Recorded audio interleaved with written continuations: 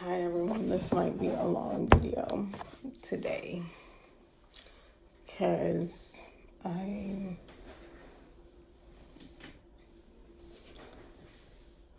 should turn this on.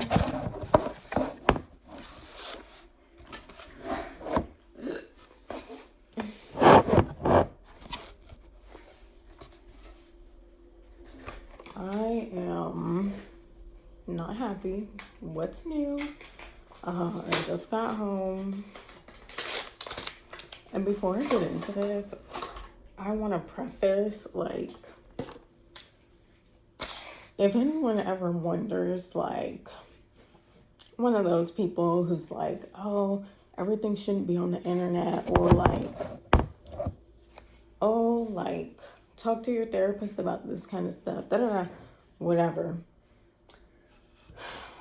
It's just people need to see that this kind of stuff is actually happening every day, all around you.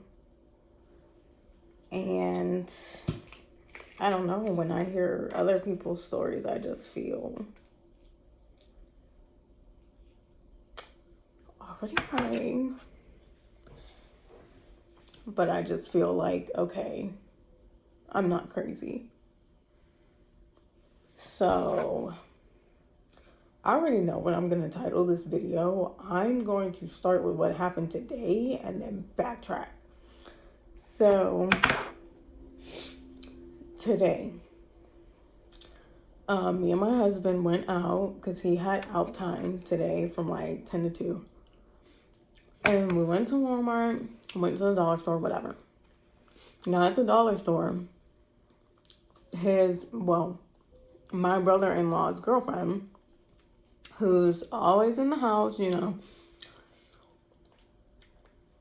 she knows about Delaney, she knows about me, she knows I'm my husband's wife, and her boyfriend is my brother-in-law.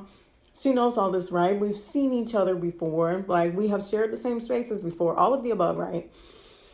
So we get up to the counter with our stuff, and she decides that she's only going to say hi to my husband in an oh hey type of way to my husband, and say nothing to me. Didn't acknowledge me at all. Now, this is the second time she's done this, right? The first time my husband was at work, me and her was crossing each other on the stairs, and I directly looked at her and said hi, or hey, whatever, just to be polite, because okay, this is my first time seeing you face to face. Hey. She ignores me. Obviously, y'all, think about two girls my size on a narrow staircase. Is that ignoring? Yes. Is there any chance that she didn't hear me? No. Okay, so this is the second time this girl has ignored me, right? Let's get that out the way. That's fine. Okay. When it's perceived like I'm ignoring people in my husband's household, when it's been perceived that way, because it's not true, it's all hell breaks loose, and I'm the most evil person ever, and I don't speak, and I just hide in his room, and all this whole big narrative. Yet, this girl is doing it to me. And now I'm in my husband's home as a wife, his wife, right? So now she's done it in front of him now. So even aside from the fact, why are you saying hi to my husband and ignoring me? Anyway, what makes you think that you can do that?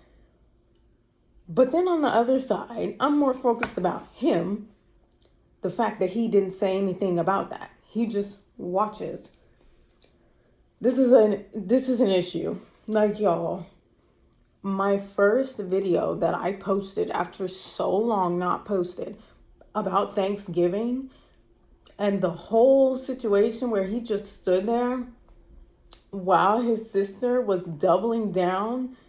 We were married now, He just stood there listening as his sister doubled down on everything she said. to me before, in private, before me and my husband got married, everything that led to me leaving their home, going back to my dad's, and then being assaulted, whatever, battery, whatever you want to call whatever happened with that gun situation, and then all the torture leading up to that, which led to us being homeless. So, when was that? When did that whole discussion happen? That was like early November, maybe, because I was like just like getting in the throes of my morning sickness. So he stood there while his sister said all that, how I'm not family, I'm just a guest, kind of like making fun of the fact that we got married, like being like, oh, well, you guys are locked in now, like, I guess you were a guest, but you're still not family, but I guess you guys are locked in, making a joke about the marriage. To me, as, I'd like to think I'm kind of mature, as a mature kind of person who has been in a lot of relationships. I would like to think marriage is serious. You know what I mean? Like, not something to be taken lightly, because I don't take it lightly. I don't take the titles of in-laws, sister-in-law, brother-in-law, mom, dad, husband, wife. I don't take those titles for fluff, whatever you want to call it. To be like making a kiki, haha type of joke, like, oh, well, you guys are locked in now, but still. So he stood there that day and listened to all of that. Didn't have not one word to say. Afterwards, he turned that into, okay, I want him to fight with his sister. That was his whole narrative around that. I want him to fight with his sister, and I don't like his sister. When the truth is, everything that I said in my Thanksgiving video, right? How she insulted me because she felt butthurt over her girlfriend while I'm trying to protect my daughter. That's it. So, he stood there that day, a couple months ago, egregious, disrespectful things being said to me. After the fact, he makes the excuse. What am I supposed to do about it? That's you and her problem. Okay? Today, he uses the same excuses. What am I supposed to do about that? Oh, I didn't say anything. I'm getting in trouble because I didn't say anything. Yeah. That's not appropriate. I'm like, what do I need a husband for if somebody disrespects me, ignores me, acts like I'm invisible, anything in front of him, acknowledges him, doesn't acknowledge me and our child, mind you. I'm trying not to get into that because that was the same issue with his sister, where his sister, I witnessed her ignoring our daughter. That's when I said, fuck no, you're not going to pretend. You're not going to do this to my daughter. You're not going to acknowledge her when you feel like and ignore her when you feel like. But then argue with me about getting access to her. That's not happening. So the same deal. But, let me say, his sister moved out sometime in late August. I had left and I brought my daughter because I'm like, you're done. And I didn't want to go to Thanksgiving. Why would I want to go to Thanksgiving after that? And then I don't even know if I mentioned to y'all how when me and my husband started talking again, he tried to tell me, oh, I'm mad at you because you didn't let my sister say goodbye to Delaney before she left. After he stood there and listened to everything his sister said to me, right? So all of this only happened like 2 months ago, right? Put it in the back of my head. Whatever. I won't say anything. Then she moved. Okay. You know, me and my daughter, we go down there and visit. We're 40 minutes away from each other. We go down there and visit. This past, the 26th was my daughter's birthday. So I wanted to celebrate with all of us, like with her family, her first birthday. So that's why we were down there. And my plan was to stay until like Monday because I have my ultrasound on Wednesday, this coming Wednesday. But obviously I'm here and my daughter's not with me because unfortunately this time I decided to leave her up there because of the circumstances of how this argument went. So of course, he turns it on me, trying to find some kind of reason why she's justified, why she wouldn't speak to me. Oh, have you ever spoken to her? Have you said anything to her? Da da da. What did you do? Like, what did you not say? What did you not do right?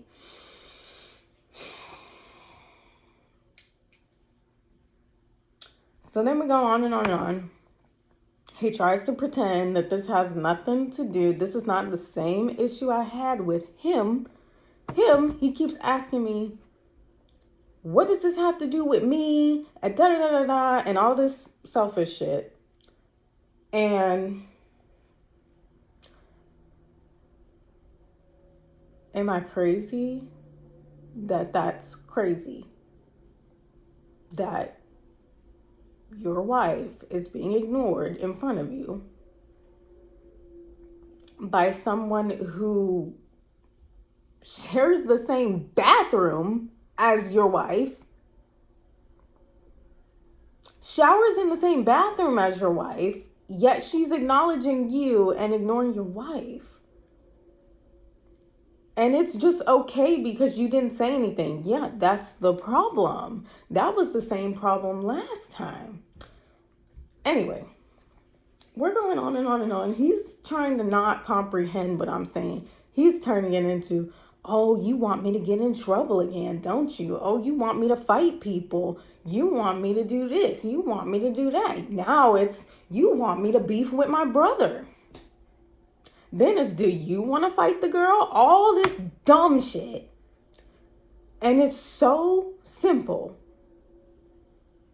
Why couldn't you just say, hey, by the way, this is my wife, you know, the mother of my children. We were just downstairs in the living room together like last week. Her name is Shane. Anything. But then it turns into, oh, if I say something, I gotta fight somebody. If da da da, and anything to get out of taking responsibility, right? I'm not gonna lie to y'all. I'm pregnant with a boy right now, right? If my son did anything close to what my husband has done to me, if I was witnessing my son do this kind of stuff to a girl he got pregnant, right? At 20, 28, 29, I would have kicked him the fuck out of the house. Okay? So that's already a whole different issue.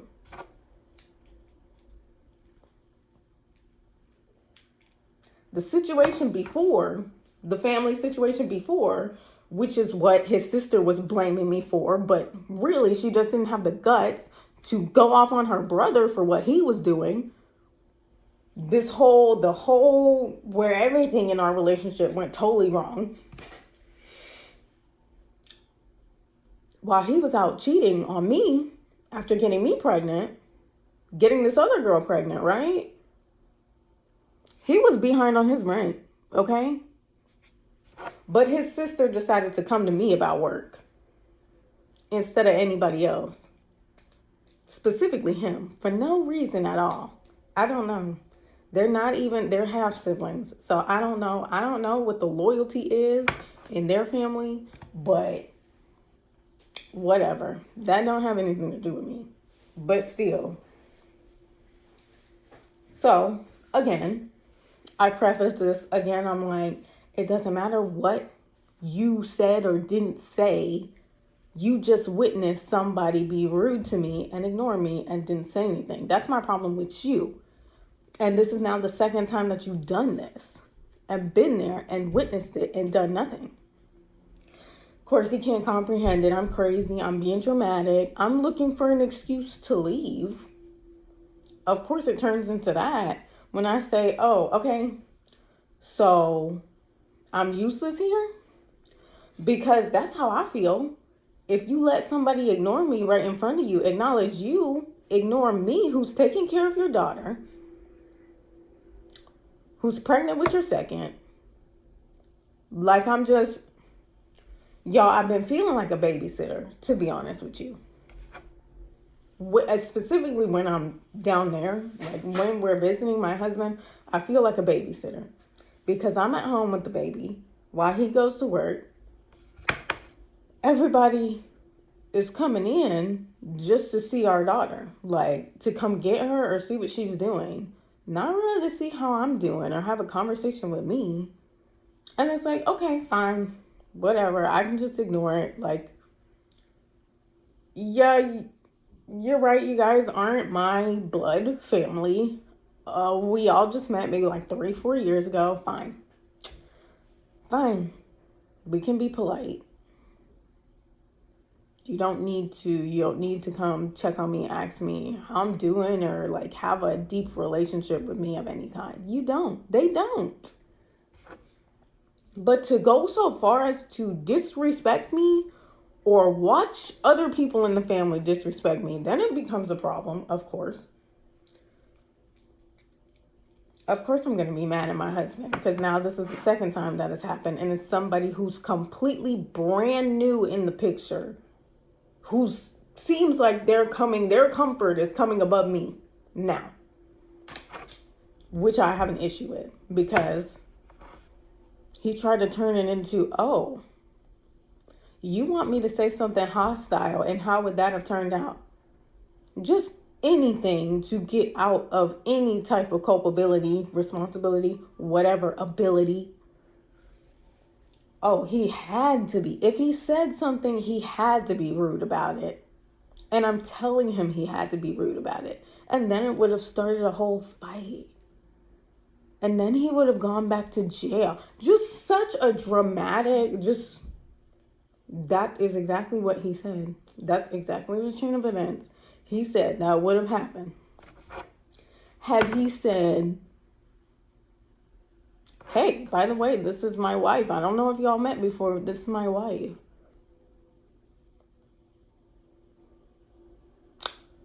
Yeah, somehow that can turn into a fist fight with a girl who's barely 5 feet tall. Okay. While she's at work? Okay. Yeah, and that's his excuse why he couldn't say anything. Then the kicker is, so he calls his brother and he's like, I don't even know how he worded it. I was too angry. He was right in front of me and I was too fucking angry. But he basically tells his brother, like, hey, like, talk to your girlfriend because she kind of just ignored Shane. And so then we're arguing, Then he tells me, oh, my brother just texted me back and his girlfriend said that she said hi to both of us. And then I just stood there. And I was like, is that true? This just happened. This had just happened like 30 minutes prior. It happened. We left the store. I started going off. Well, I wasn't going off, but I started expressing my dismay as soon as we got out the doors of the dollar store. Right? And the house is only like 5 minutes away.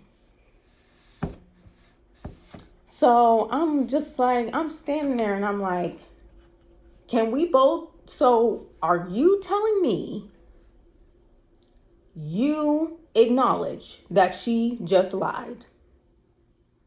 I clarified it like 3 or 4 times. I'm like, you acknowledge to me that we both know that she just lied, right?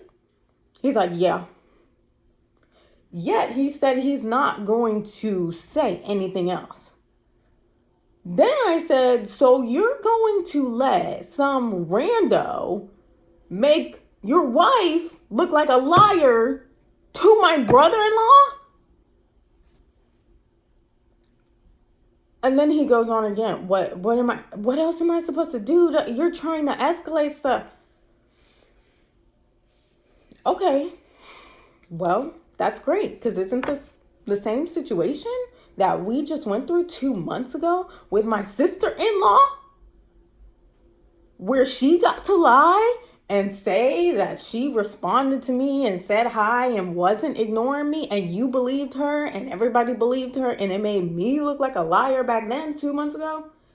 Now we're going to do it again with a stranger?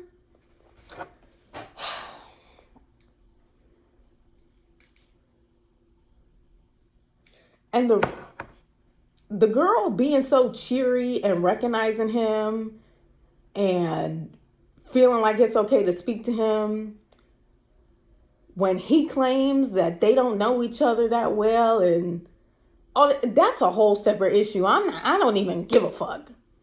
I don't care.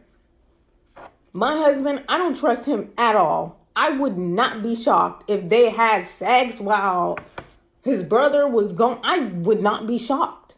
That is not the point. The point is, this has happened twice where a girl, your sister, somebody connected to this family is disrespectful to me, and you say nothing. You witness it with your own 2 eyes. You experience it. You hear the disrespect. It's absolutely insane. Or you see me being treated like I'm completely invisible, and you don't say anything. So, yeah, I started going off. I'm like, because I don't feel appreciated at all. I'm like, do you need me? And I had just bought all the stuff we went to the store for, even though, y'all, I don't have a job. Again, I'm not even technically a stay-at-home mom because he's not taking care of all the bills. This whole place, this is me. So I'm not technically a stay-at-home mom. It's not like he's fully taking care of us and I'm complaining. He's not.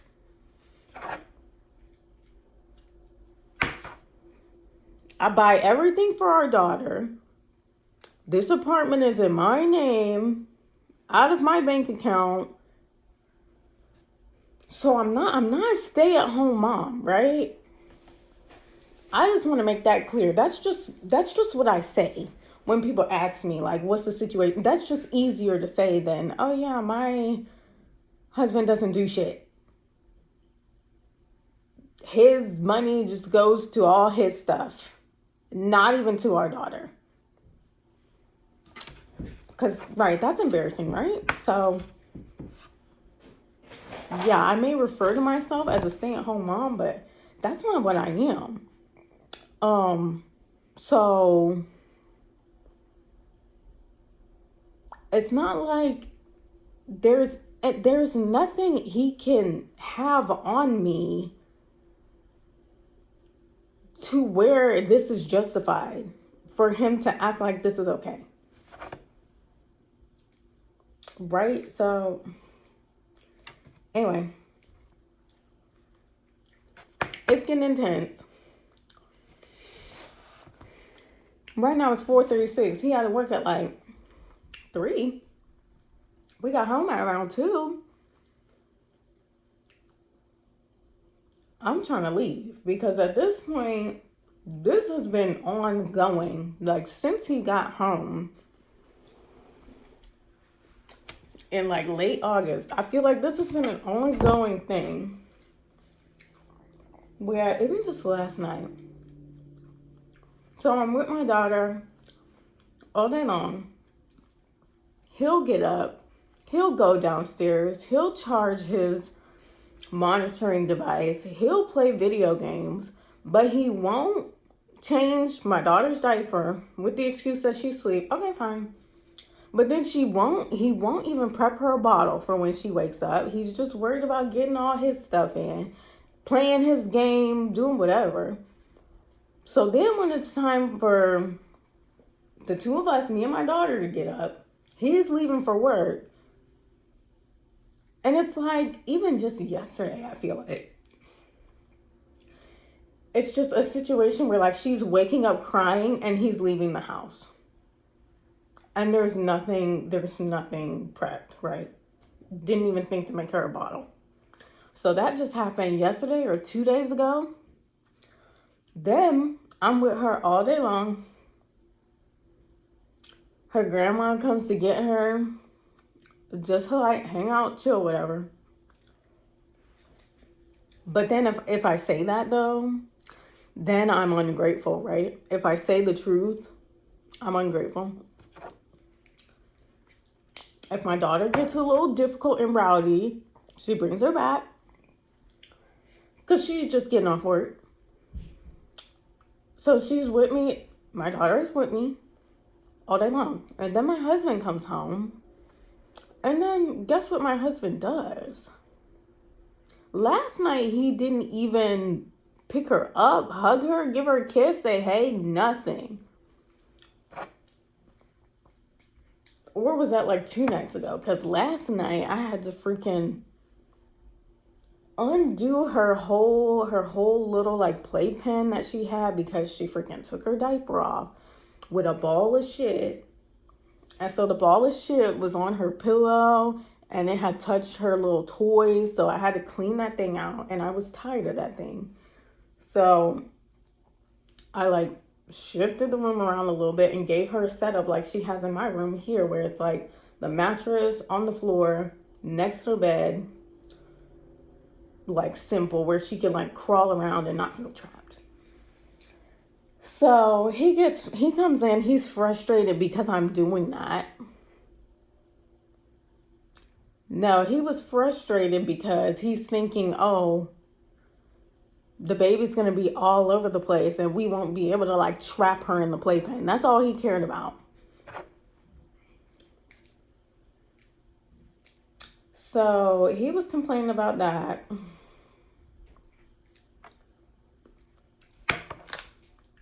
And I'm just like, whatever. And then, I don't know, for 2 nights now, we were supposed to do this little activity.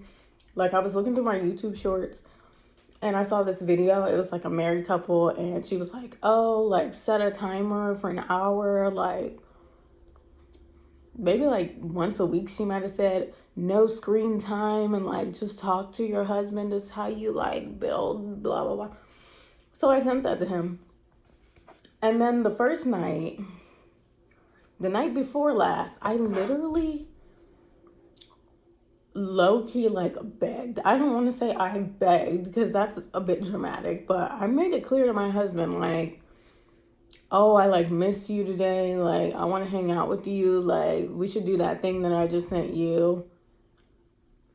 And he straight up was like, no, I'm going to go play the game. Then he went downstairs and I hear him just like chatting it up with somebody on the game. And my feelings were seriously hurt. Because mind you, I had just spent like $50 getting us wings. So I buy you food and then you just disappear. You tell me straight up, no, you're not going to hang out with me and talk to me. And you just disappear to play video games with some randos online. Okay.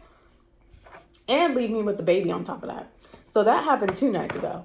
Last night was the issue with the whole poop and then had to change the room around. And he was complaining because she wasn't going to be trapped in a playpen anymore. So we were supposed to do the hour thing when he came home last night. And then he's the one who's like, oh, the hour can't happen now. Just because we had to clean up a little bit. So then immediately, while he came in, I hadn't even finished cleaning the room. I was still trying to like break the playpen down and all this other stuff. So he's watching me struggle to break the playpen down and do it wrong and not saying anything, first of all. And then I'm like, okay, well, I need to take a shower. Like, she put her boogers all over me. She spilled milk on the bed. She did this, she did that. There was shit. I feel disgusting. Like, I need to take a shower. So you gonna watch her and finish cleaning up the room? He takes her to his mom and then makes the bed, slightly cleans up the room, finishes cleaning up the room. And I was in the shower, and then he came in the shower because he had to use the bathroom. We were in there together, and then he's like, "I'll go get her from my mom." And then I was like, "You do it." He was like, "Ooh." Acting like that's unreasonable. And then he goes to check on her, our daughter. She's asleep, knocked out, because she was acting crazy because she was way too tired. And then he physically sits me down on the bed so he can go downstairs and get on the game and leave me up there now by myself. Mind you, after I had ordered Chinese food for him for dinner last night and had it waiting for him in the microwave when he came home from work. Again, I'm not a fucking stay-at-home mom. He's not paying my bills, y'all. He's not paying my bills.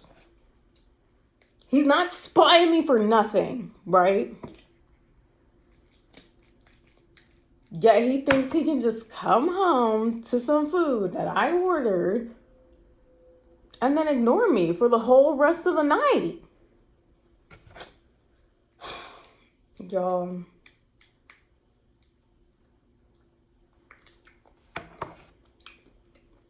But still, I just felt butthurt. I didn't say anything for real.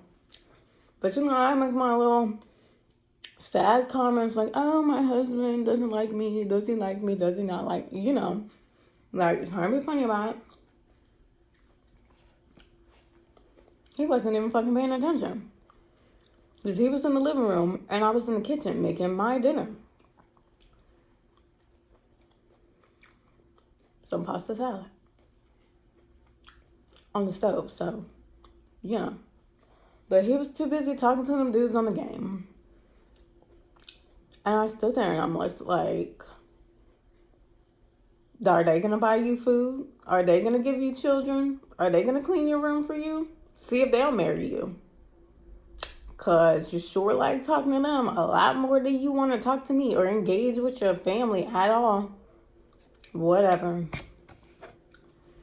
When I tell y'all, my husband will come home 12 a.m. By 1, he'll make sure he's on that game. And he'll be on the game until like 5 a.m. 5 or 6. It's worse when he's off because then it's all day long. Okay? While I'm upstairs with our daughter and he refuses to have her downstairs with him, and he's come up with this new excuse like, "Oh, it's too cold down there." She has all kinds of clothes, socks, so many outfits, so many jackets, all kinds of stuff to layer up in. But of course, we all know that's a big ass excuse. So then, even when he is home all day long, he's off work, all he's doing is playing that damn game. She still has to be with me somehow. Like, yeah, I feel like a fucking babysitter, except I'm not fucking getting paid. I'm paying out of pocket to be a babysitter. That's how I feel. Aside from, if you know what I mean, like, obviously she's my daughter, but the way that people are treating me makes me feel like they don't acknowledge that she's my daughter. They just see me as her babysitter. That's what I'm trying to say. They see me as her babysitter. Therefore, I feel like a babysitter to all the adults around me. I don't feel like I'm babysitting my daughter.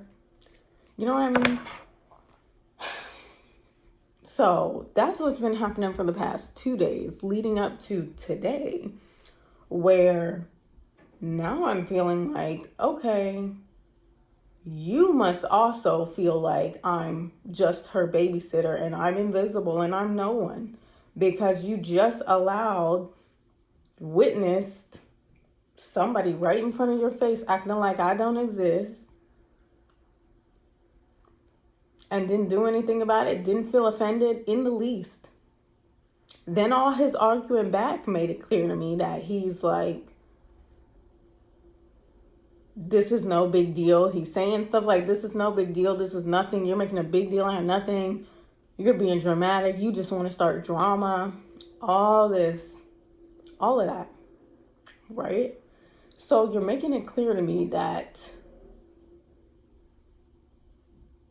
it's not a big deal if someone just acts like I don't exist.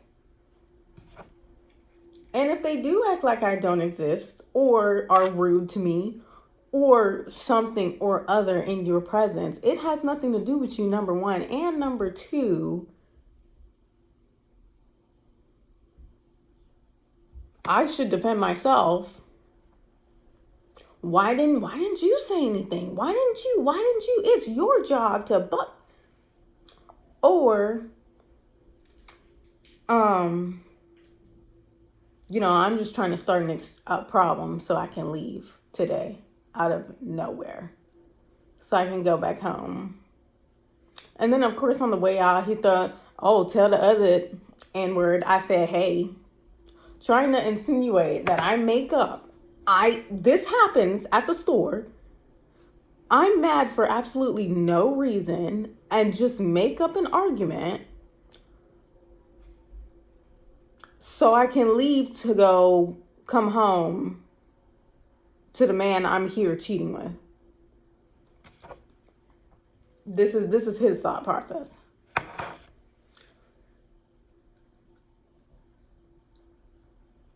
Of why I was mad in the first place. Just so he doesn't have to acknowledge how ridiculous that is and how nobody would appreciate that and how it's just common sense and how husbands don't do that. Yeah, I made all that up so I can just leave. That's his logic. He knows he doesn't even believe the stuff that comes out of his mouth. He knows it's excuses, but it works for every other woman in his life. So he tries it on me. It's not working on me. Anyway, so the reason I wasn't even going to leave, because usually I don't just fully leave. We be arguing and I'll be like, do you need me then? You don't need me. I'm useless. You don't need me to take care of her. What are you going to do if I leave? That's what I said. I said, what are you going to do if I leave with you today? Who's going to take care of her? If I'm so useless, invisible, who's going to take care of her? So then, I don't know, he's pretending he don't understand what I'm saying. He's turning it into a whole bunch of other stuff. Started talking about, oh, you want me to get in trouble and all. Then don't be mad when I get back in trouble because I defended you and some shit. Acting like he just has no control over his emotions at almost 30. 3 or 4 months till 30 now. I said, don't put that on me that you can't control your emotions. That is not my problem. If saying, hey, this is my wife, if introducing your wife leads into a fight in an establishment where you get carted off to jail, is that your wife's fault? Of course it is, because everything's my fault, right? That's not an issue that you need to solve personally with a therapist or something, or anger management. Nope. It's your wife's fault, of course. Just like everything is my fucking fault. So we're going back and forth. I don't know. And then I'm like, yeah, because you're a coward. because that's cowardly. The whole thing to me is just cowardly. That's what it boils down to. You're being a coward. You don't want to get into it with your brother. You don't want to get into it with a full-on stranger. You don't want to defend your wife. You don't want to introduce your wife or refer or direct somebody's attention to your wife who takes care of your children, who's pregnant with your other, who buys everything for you, make sure you eat.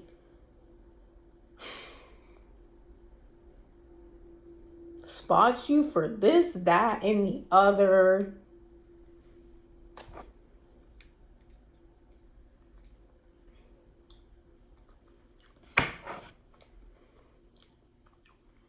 Yeah, you would rather risk a stranger being a little bit uncomfortable than protect your relationship with me and how I feel about you. Or how I feel in general.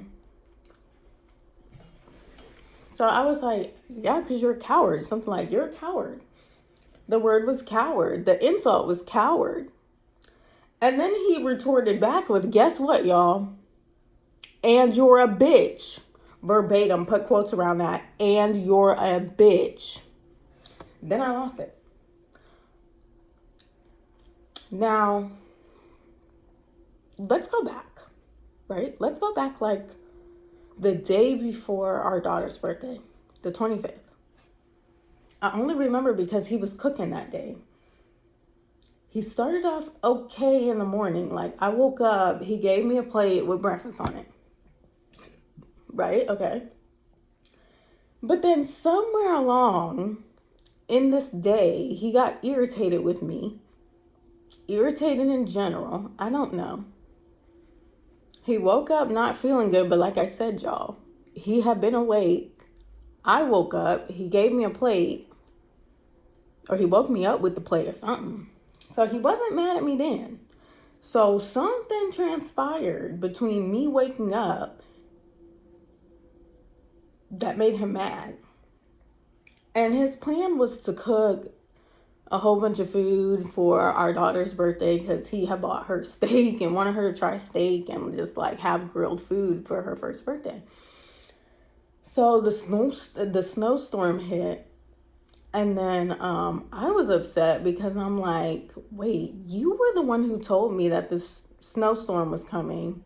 You just went to Walmart the other day, the day prior or something. Why didn't you physically get her a cake instead of placing the online order, which now it's probably not going to be here, and you knew about the storm because you told me about it? Then he tried to claim that he only found out about the storm a day ago. Do I believe that? Absolutely not. But anyway. So anyway, we bickered a little bit about that while he was getting dressed to go in the garage. Y'all, he was going to grill. First of all, I asked him, why won't you could bake this in the oven. She won't know the freaking difference. But he made it a point that he had to go out in the garage to grill. Of course, that's weird to me because, like I said, a snowstorm, it was fucking freezing that day. Go back in the fucking almanac if you need to. Like, it was freezing this past 25th of January. So I'm just like, is he trying to like get away from me? Like, is he sick of me? Because I was going to go out there with him. So I was putting on some clothes, and I guess when he saw me putting on clothes, about to go out there with him and like keep him company out there, because I was being jokey, and I was like, oh, you know, what kind of wife would I be if I let my husband be outside cold, grilling, and I'm just in the house warm, whatever. And so I was going to go out there with him like briefly and help him out a little bit with the food, but he just got an attitude like, what are you doing? Like, I'm not going to be out there, just making every excuse why I shouldn't be trying to go out there with him.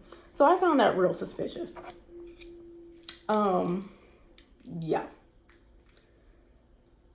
And I'm trying to think, when did we get there? Her birthday was on Monday. That happened on Sunday. And I think we had just got there like Friday or Saturday, right before the storm started. It was right before the storm started. Because I remember being on the phone with him and I was like, I didn't even really want to go. Because of stuff like this. Ever since the Thanksgiving issue, I have been so hesitant to go spend holidays with my in-laws. Ever since that. Or ever since what happened before Thanksgiving with his sister. So I have not been feeling the holiday spirit. Ugh. Anyway, mind y'all, this is my first holiday season without my mom. So it's extra disrespectful that I'm being treated like this, being told I'm not family and all this stuff. Like, you know, right. But to these people, I guess I'm just not a human being. I don't have feelings, whatever. I'm not still like thinking, I don't know.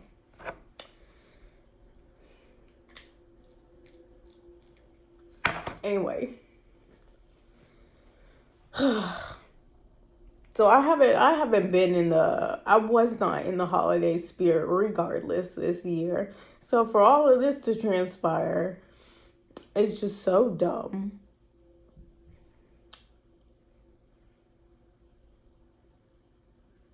And it was something when we went down there to spend Christmas together, it was something too. Then it was, I don't know, he was acting weird. He had snatched his phone away from me or something like that. And so I demanded it. And I started looking through his phone. And of course I see that he's responded to a message on Snapchat from the best friend of the girl that he cheated on me with my entire pregnancy, right? So then I start going off. Is that right or wrong? Your whole family just spent thousands upon thousands of dollars. Your mom was paying your car note every month.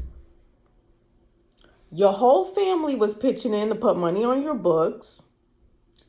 I bailed you out. I put most of the money into bailing you out. Your cousin and brother and mom and me all pooled into your money to get you out so you could be at home with your daughter. You get out and think it's appropriate to start talking and corresponding to the girl of the best friend, or the best friend of the girl that you cheated on me with, and who all this transpired because you were so obsessed over her, whatever you want to call it. She's the reason you went to jail, and now you're out and you're talking to her best friend. You're responding to messages from her best friend. Of all the things, that's worse. That was worse than if I had found him cheating. Again, I'm not gonna lie to you. That's disrespect to everybody. But of course, nobody knows except me. Nobody would care except me. I care. I care to see how little he cares about people struggling. His mom specifically struggling. But, then when his sister stands there in front of all of us and says, it's my fault. I'm the reason she needs to move out and leave because her mom was struggling so much and I was taking advantage of her while that's why he didn't say anything. Because I'm sure he said that this was not the first time that the best friend reached out to him. So I'm just like, I really had to sit there and tell this grown ass man Do you really think that's your friend? Where was she? And this is, she's gay, she's a stud, so this is the only reason why I'm not going being like, why are you friends with a girl that she's a stud? But still, I'm like, so you think that this is your friend for real, who just ghosted you, didn't try to get in no contact with you, didn't try to help you get out, didn't put money on your books, didn't make sure you were fed, okay, nothing, when you were in jail, like all the rest of us. But it's so pressing that you can't just leave her on red. You had to respond. And then I'm like, don't you kind of think she's just gathering information? Do you really think she cares, or do you think she's just trying to gather information? And I was like, why do either of them, both of the friends he made at that old job, the other one is a dude who is constantly in legal trouble around the same time that my husband was. So I'm like, how do they even know you're out? Because the victim in your crime is not the girl. This is what he claims. It's not the girl, it's just the dude who has no correlation to these friends. So, how do they know you're out? And then he's just like, oh, it's just common law. No. So that's the extra Christmas gift that I got. If you guys saw my YouTube show where I'm like, look what my husband got me for Christmas. Da-da-da. Yeah, that's the extra Christmas gift that I got a couple days later.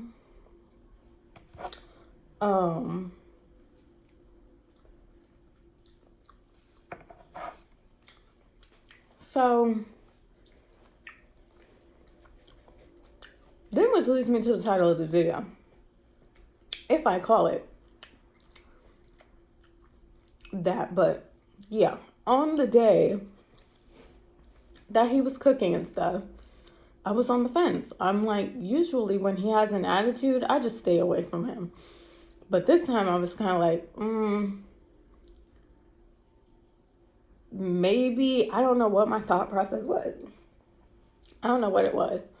But I'm like, maybe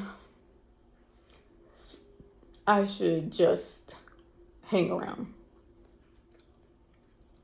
Maybe I should just try to spend time with him today. Like, actively try. So, you know, he still has the snarky attitude all day long. Then, he's getting an attitude with everybody, mind you.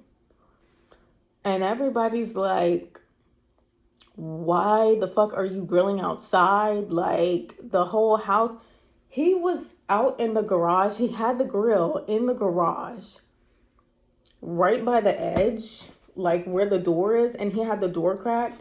Y'all, the snow was like 6 inches at that point. It was freezing. And the smoke was billowing up to the point where his other brother came down and he was like, I smell that smoke in my room. Then his mom called him. She was like, you need to turn that off. Like, we smell smoke in the house. Like, and then he's like, no, it's fine. Like, I opened it. It just had air. I'm just like, I told him again, I'm like, why can't you just cook it in the oven? Whatever. So he grills. He's going in and out, in and out. Nobody told him to do this, mind you. Nobody suggested this to him. This was all his idea. Okay? That's what he went to Walmart for when he didn't just get her cake then. He went and got a whole bunch of like hot dogs and the steak and da-da-da. Okay, so this was all his idea, mind you.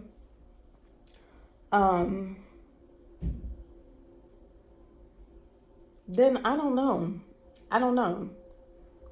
He claims it was all for our daughter. Of course it wasn't. Because why would he be getting mad at everybody?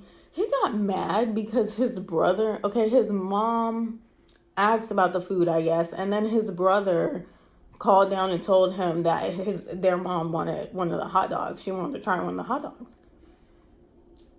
And he got snarky with his brother. He was like, you come down and get it. I was like, I'll just make it for her. You know, just made a joke. I gotta do my daughter-in-law, wife duties. So I make her a hot dog and take it up to her. And he's mad because, everybody's trying to eat the food before it's even done. And that. Okay, so all day of this, y'all. All day. And then the food got done. And then, I don't know what happened. I got fed up. He caught some kind of attitude with me. And I was just like, he said something about, he brought work into it. He started talking about like, oh yeah, because I work and you don't. And remember what I just said earlier, y'all? I was literally layering up, putting on clothes. I had put on layers of clothes because I was going to join him outside. And I did stand out there for a little while, and he was acting annoyed. As in, why is she out here with me? I just want to be left alone. So I stopped going out there with him eventually. But fast forward to the nighttime comes, he finishes the food, and he stands there and says something of the effect like, yeah, I was out there all day today in the cold, and you was in here nice and warm. What did I just tell you I said to him earlier in the morning? This is how he does, and he thinks that look, y'all, you'll see what I've been through. Somehow he thinks that he can get one up on me like I don't know what he's doing. So, anyway, he parrots that same thing back to me, trying to make me look bad. And then I was just like, when he mentioned work and me not working, I'm just like, okay, so me growing your child is not work. Me taking care of your daughter all fucking day long for weeks on end is not work. Okay. And then I was like, fuck you. And then I said something like, leave me alone or something like that. And then I had the plate that he had just made. And then I'm turning with this plate of food. And y'all, I still cannot believe this happened. But he literally turned and he flipped the plate of food like this. Bam. Straight in my face. When I tell you, it was giving like every bully scene in a movie that took place in a cafeteria that you've ever seen. Like where the bully like flips the plate of food in the person's face and then everybody's laughing. Yeah. Like I had put mustard and freaking barbecue sauce on my hot dogs. And I think on my wing, my drumstick, and it was all over my shirt. It was all over my face, y'all. The food, there was not a crumb left on that plate, bro. The plate was cleared. All the food was on the floor.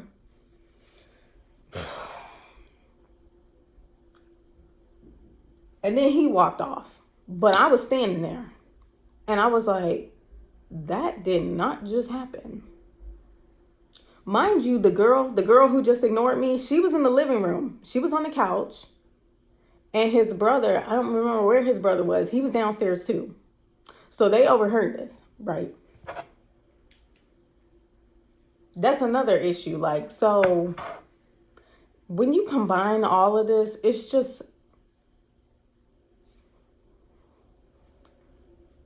So you witness a situation where my husband throws a plate of food in my face, and then, okay, we move along.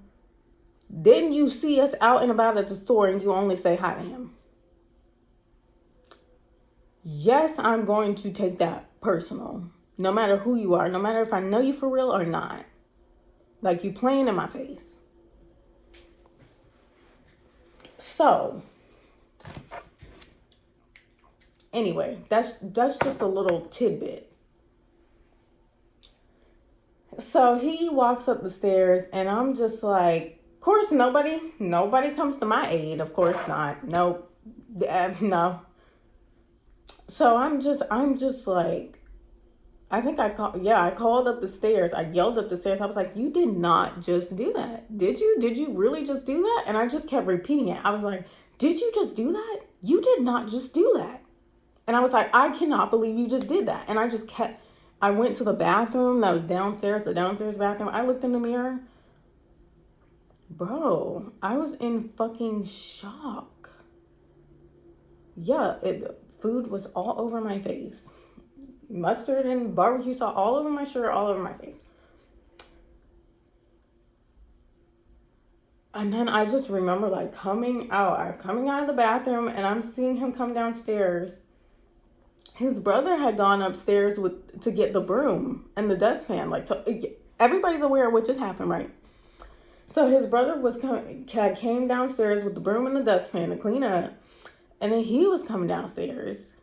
And he came toward me, and I don't even remember what I said. I was like, did you really just do that? I'm fucking speechless. I just kept saying it. I'm speechless. You didn't just do that. You didn't just do that.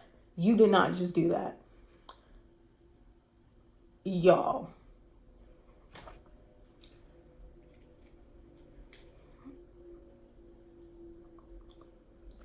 So then I go upstairs and go in the bathroom. And,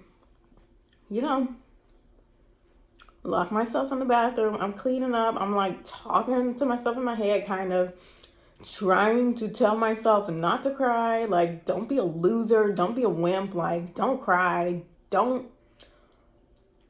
Because, like, my husband has never done something, like, directly to me that made me cry. Like, it's never been a situation where it's like, he does something and I'm instantly crying.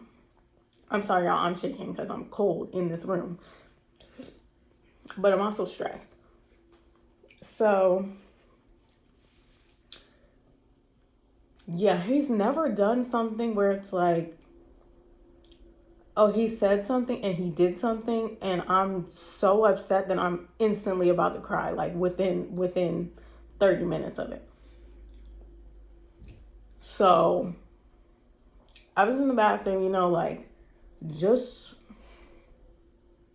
looking at myself, y'all, and started cleaning my glasses, took my glasses off, started running the water, splashing the water on my face, getting all the shit off my face.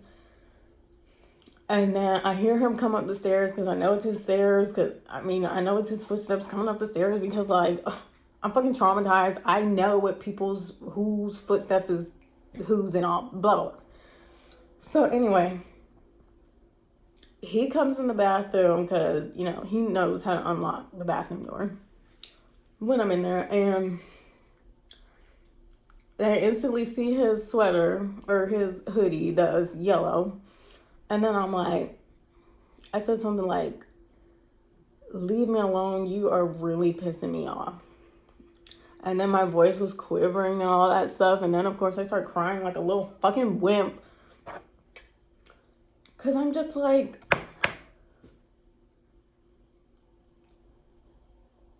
come on. Like, I don't know, y'all. I haven't thought about it since that night. After we went to bed.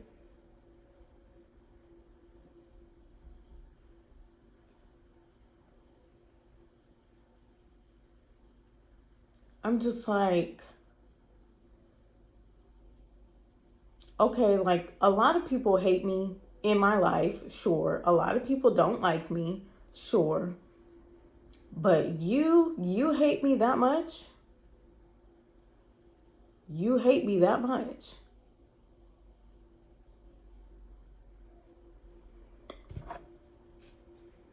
It's kind of like, oh, I didn't know you hated me that much.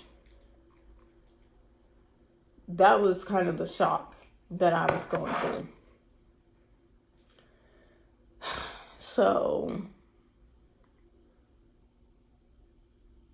yeah, he comes in the bathroom feeling all guilty. All of a sudden, he's completely sobered out and like looking all like guilty and like apologetic and being like, I'm so sorry. And then, but then he turns it into, no, I was just trying to grab the plate. I was just trying to grab it from you. I was snatching it from you.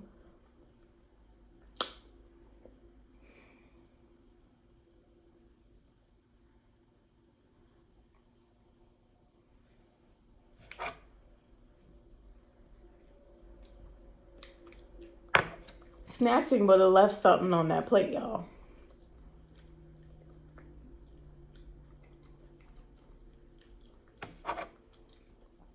Snatching would have left some food on that plate.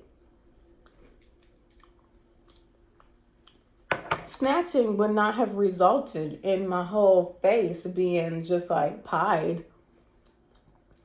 And snatching would not have led to the sauce getting on my shirt. You feel me?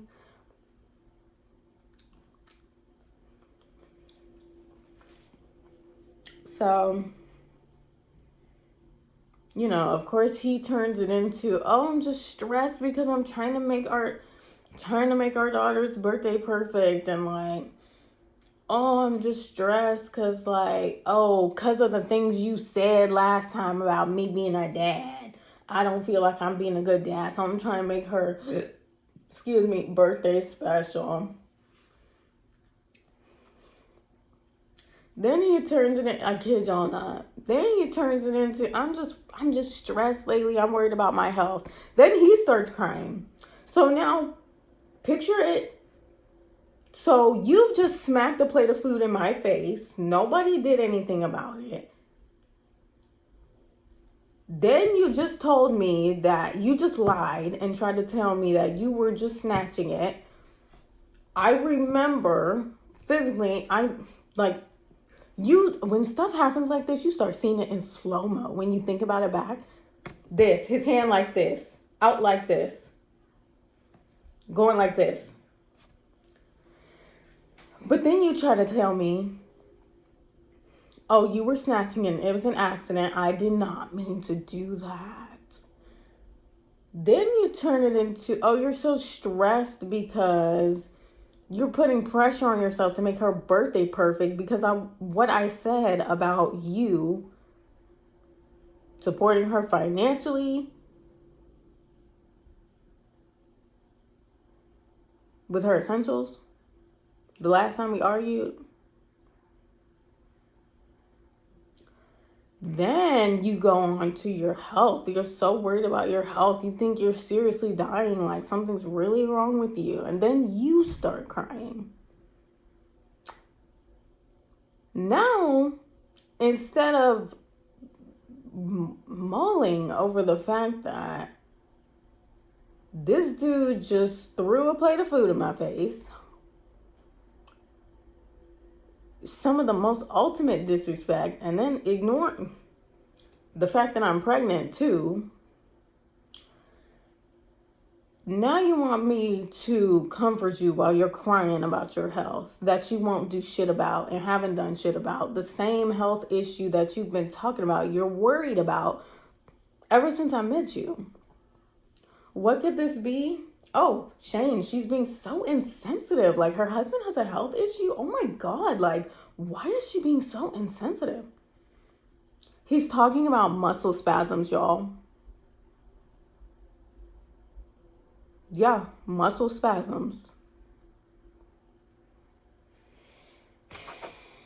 But because they're over here, in his chest area, sometimes he thinks he's dying. And somehow thinks he has cancer because that runs in his family.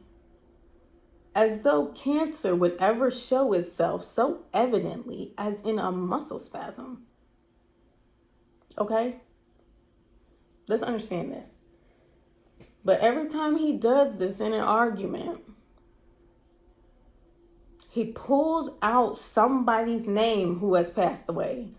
One of the last times he did this, I think before I moved up here, shortly before I got this apartment, we was arguing about something, who knows. He pulls his grandma into it, who passed away some years ago when he was a teenager. And then, because I didn't react to that how he wanted me to, feeling guilty and backing down, then that's when he launched into, oh, you're disrespecting my grandma, all this other stuff, right? So this time, I'm standing there in front of the sink. He's sitting on the closed toilet, like starting to cry, his eyes all red.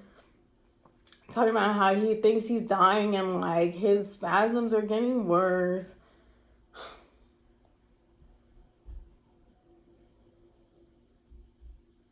In my head, I'm like, I want to say, bro, I don't give a fuck. Like, you've been going through this for years. You're not doing shit about it. Don't bring it up right now after what you just did to try and distract me from what you just did. But instead, I just played along, will you say?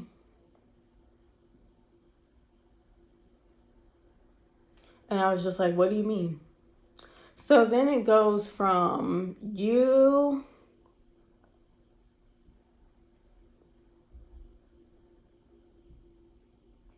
and then he even tried to say he's not mad at me.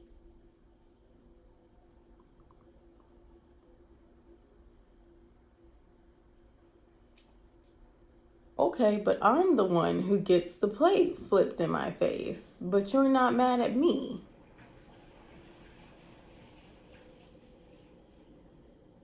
You're mad at your brother's girlfriend because she came in sick, got him sick.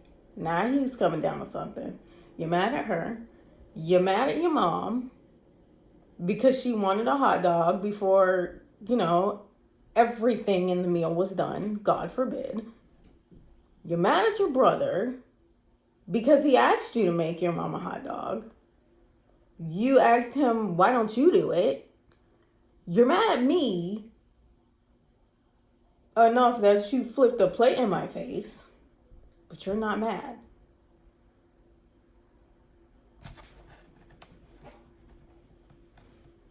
Okay, you're not mad at anybody, especially not me. As I'm covered in mustard and barbecue sauce. Yeah. Okay, denial is a river in Egypt. Okay?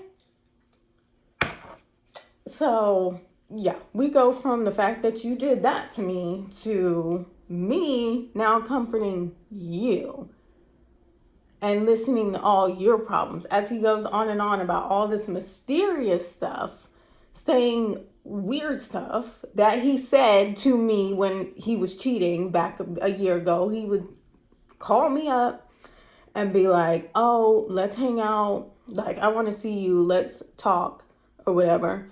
And then he would come by my parents, park the car outside. I'd go outside. We sit in the car and he would say the same vague, weird ass shit. And he was talking about, I don't know what he was talking about at this point.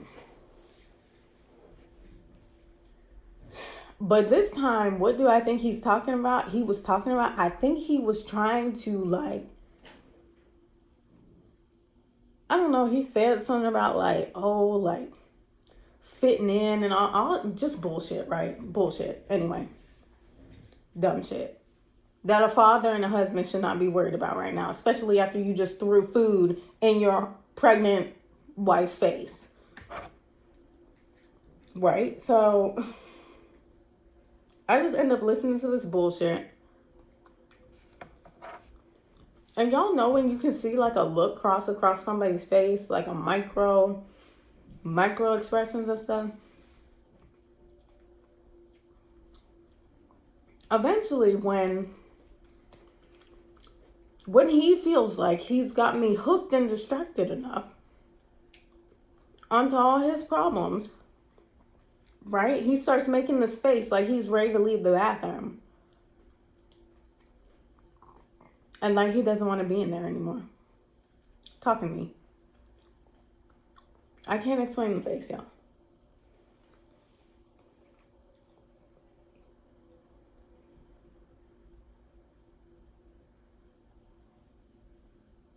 But anyway, I ended up crying again because the conversation kind of turned into it was triggering. Like he started talking about, oh, like I'm trying to be, I want her birthday to be perfect and all this other stuff. And even though it was probably all bullshit, I just started like getting emotional, and I was like, as long as you're not mean to my daughter, I do all this, but I was like, as long as you're not mean to my daughter,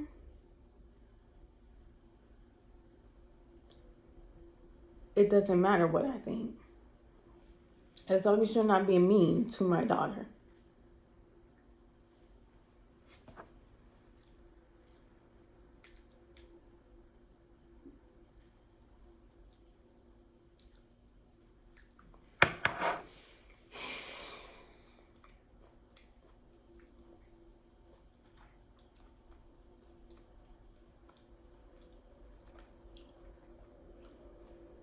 Y'all know what I mean by that. Not mean to my daughter in a way my dad was mean to me. I said, whatever, like, okay, I overreacted about the cake too. Like, yeah, I feel a little bit of pressure. It's her first birthday, but like, whatever, we can take a picture with like all of us in front of a picture of her in front of a heap of food, and like it'll be something funny to look back on. Like, it's not that big of a deal.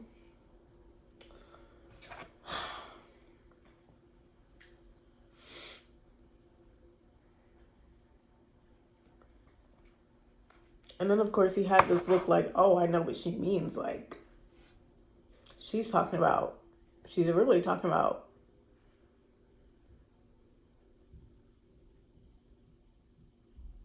how she was treated.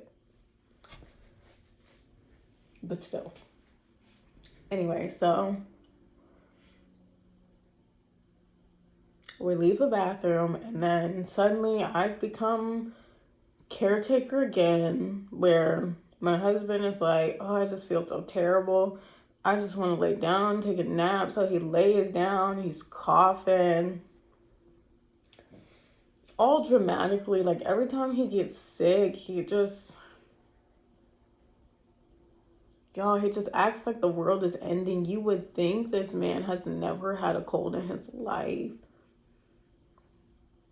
Like, he coughs, he just like flails around, throws himself up, coughing, like flailing around, jerking around, and just like saying stuff like, I'm so hot. Do you feel me sweating? Like, I'm sweating so bad. Just so over dramatic.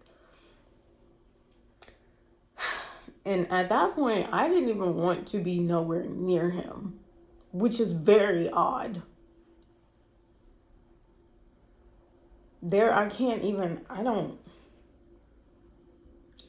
think of a situation where I truly did not want to be in proximity to my husband. I cannot think of one aside from this. Like, physically feeling uncomfortable being close to my husband. But after he did that, yeah. So But I laid there in bed with him, and I just had my back turned, but he just kept making such a big deal out of being sick. And I was just like, do you want some tea? So he was like, yeah. I go downstairs and make him some tea. I'm just tending to him, right?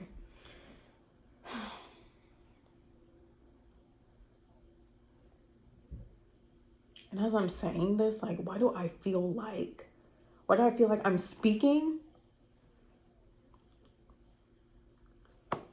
Can y'all, like, why do I feel like I'm speaking and it's like my mom, how she was thinking, dealing with my dad? Why do I feel that way? Like, I feel like I'm speaking and it's like I'm explaining my mom's logic for how she dealt with my dad. Is that not crazy? That's freaking weird. But yeah. And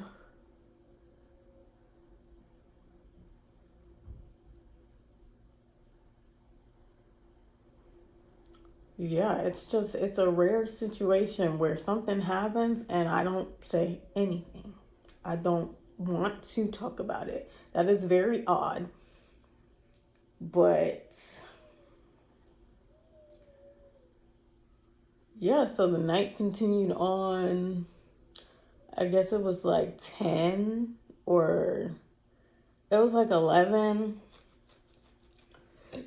ish. And then I don't remember, but we were in bed. And I was still just like ignoring him basically because with my back turned at the very edge of the bed. Then he started trying to like cuddle with me. I'm like, I really honestly don't want you nowhere near me. I don't want you to touch me. And then he was like, why? What did I do? He's like, oh, is it because because I accidentally like tried to snatch the plate from me? So then he doubles down and I'm like, I turned and I was like, I said something like, are we stupid? I said, which one of us is stupid? Something like that. To let him know, like, are we gonna pretend we're gonna play dumb? I'm not playing dumb with you. And that was kind of like the last that we even talked about that. Because I was just like, I just ended that off with like, we know what just happened. At least I know. And you're not talking me out of it. So mind you, that just happened today, February 5th. That just happened, what, like a week ago? And now today he's calling me a bitch. So I don't know where he's getting this idea from. I don't know if it's from his brother's relationship where his brother is just calling the girl a bitch, bitch, bitch, this on the phone when they argue, and he's listening to that and it's getting in his head and he thinks he can talk to me like that or something. I don't know if he likes his brother's girlfriend and is just trying to be mad at me and take it out on me. I don't know if he's cheating and he's just mad and he's taking it out on me. I don't know if the man just straight up hates me.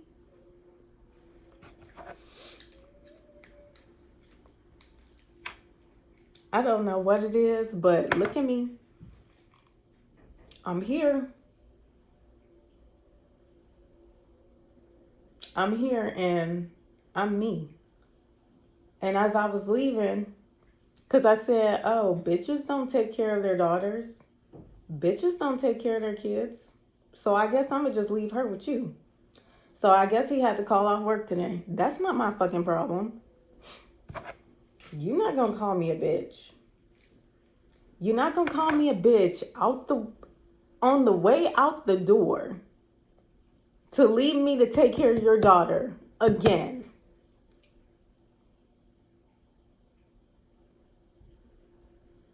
after you just did something again that confirms to me that you really don't value me at all. Because if you're okay watching people disrespect me, watching people act like I don't exist, watching people act like they don't know who I am, I'm not standing there, but you want to talk to my husband, or the same thing with his sister, where you want to hear every disrespectful thing that's being said to me, all kinds of lies, slander being said about me, my intentions being twisted backwards, everything that you know that I've been going through being thrown out the window, being criticized, and saying nothing. Why would I stick around if I'm so useless? If you don't need me, why would I stick around? Right? Then he turns it into, oh, you're just leaving so you can go talk to your other dude or hang out with your other dude.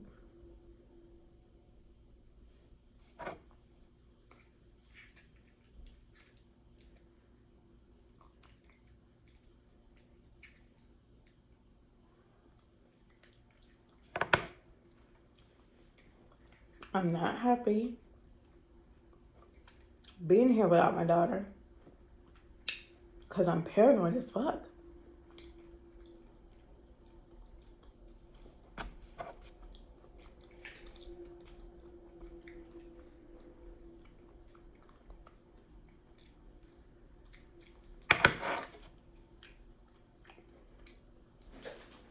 But I also feel overwhelmed,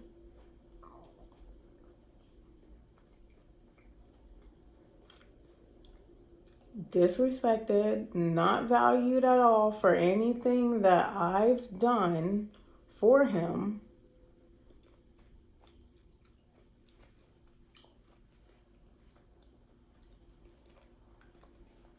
Anything that I put up with or anything.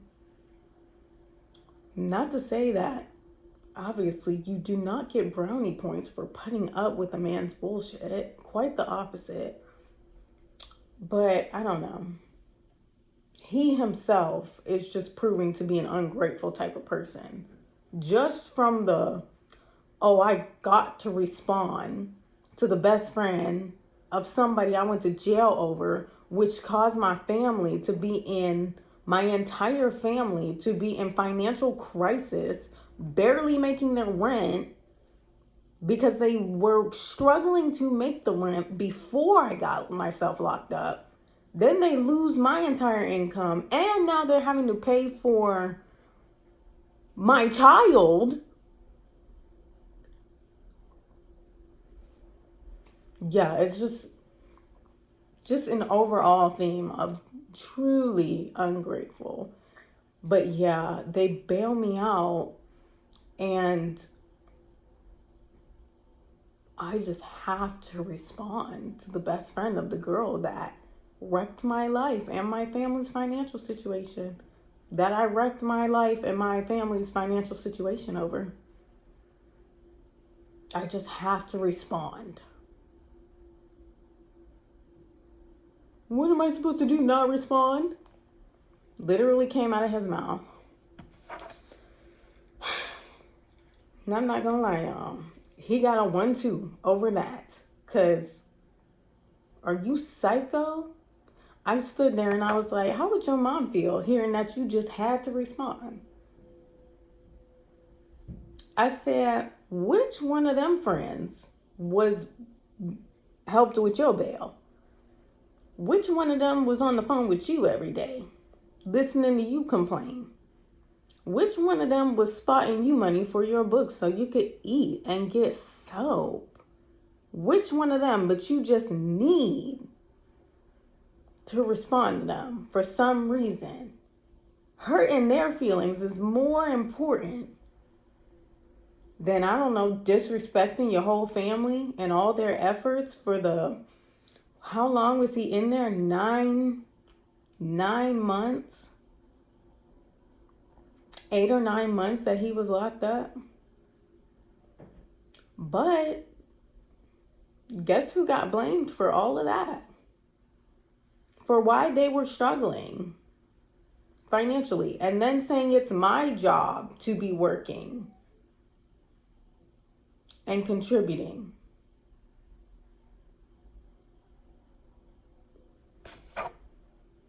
Why haven't I gotten a job yet?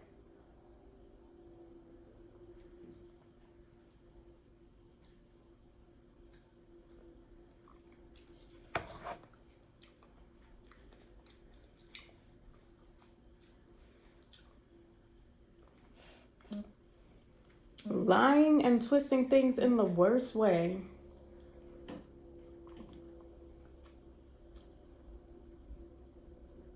He listened to his sister accuse me of using and taking advantage of their mom. Because his mom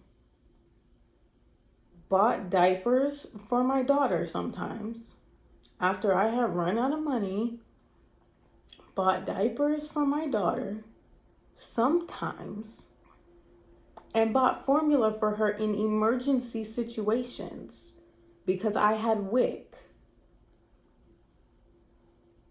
In a situation that she didn't even know about.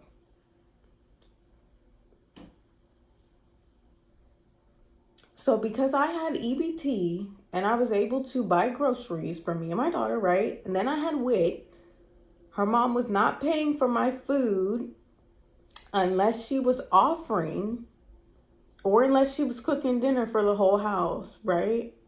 But that turns into me using their mom for food, to buy me food. Then my mother-in-law, being out and about shopping and seeing something cute for her grandchild turned into me using their mom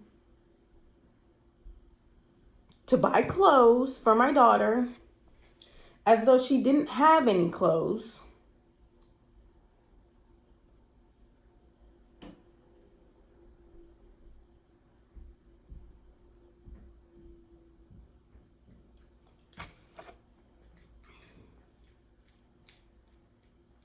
Right, because my mother-in-law chose to spoil her new grandchild, that got twisted into me using her. Like, I sat there and asked her, "Can you buy my daughter some clothes? She needs some clothes. Can you buy her some toys? She needs some toys." No, because guess what, y'all? I'm not really a mom who's like, "Oh, I'm about to buy my daughter a whole bunch of toys. She needs a whole bunch of toys." I'm not that kind of mom. I wasn't going to be that kind of mom. There were so many conversations where my sister-in-law had heard discussions about toys and all kinds of stuff. And she know my stance on that kind of stuff. Because I was on speaker. He had me on speaker. So it's just sheer twisting of the narrative. Then my dumbass had to stand there and I'm crying because remember y'all, like I told you in the video, I was fucking sick at this point, daily, all day long, morning sickness, all day long, down bad. Now having to stand there and defend myself against his sister insulting me while now newly pregnant.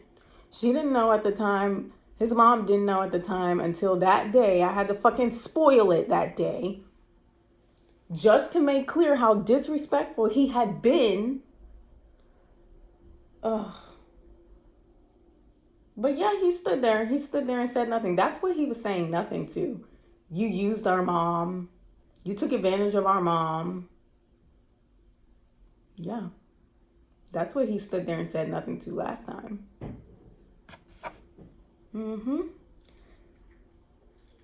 And now this time, today, he's proven he can't even say a simple, "Hey, this is my wife," to somebody who's ignoring me. So what does that say?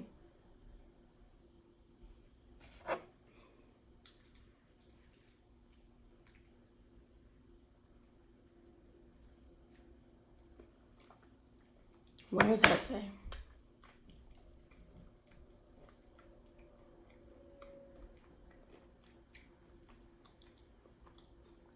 Now I'm the one who had to leave. I'm the one who has to call the Uber and go back home. I'm the one who has to be alone. I'm the one who has to sit with stuff. I'm the one who somehow has to mull over this and what I did wrong and feel guilty and feel bad for absolutely no reason.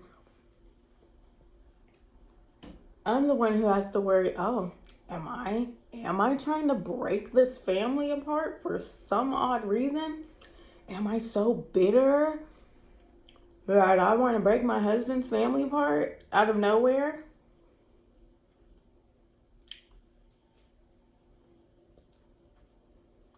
Just because what? I lost my mom?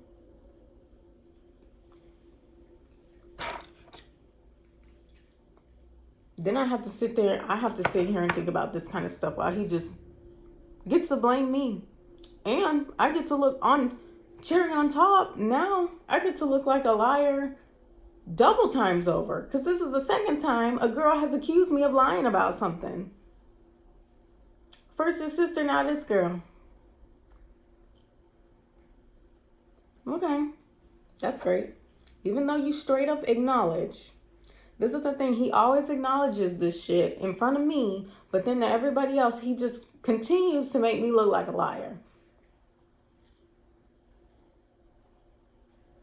Today, I asked him, the time with his sister, it was such a big deal that I didn't want his sister around our daughter if she was going to act like weird to me, right? Today, I stand there and I'm like, so you would trust our daughter with some dude who doesn't like you? He said, of course not. Yet when that's the whole purpose of why me and his sister got into an argument in the first place, or a bashing, whatever you want to call it, her to me, because like I keep saying, I was sitting there just listening. The only wrong thing I may have said to her in her that she can not lie that I said is have a seat or something like, can you please sit down? Why don't you sit down? Because she was standing up being kind of like irate. And I'm like thinking, if you have so much to say, okay, you don't got to stand up and say it. Just sit down. But I didn't say sit down. Yet somehow that gets turned into me arguing back. Somehow it was a back and forth. It wasn't a fucking back and forth. It was me sitting there just with my head down, just listening to her insult me. Yeah. That's what it was. But of course, nobody believes that. I pull out the text messages. I'm reading the text messages out loud for everybody to hear. She gets to twist the text messages. Then I come back with, well, that's why I said politely right here. Oh, maybe we should have this conversation when you get home because it's getting out of hand.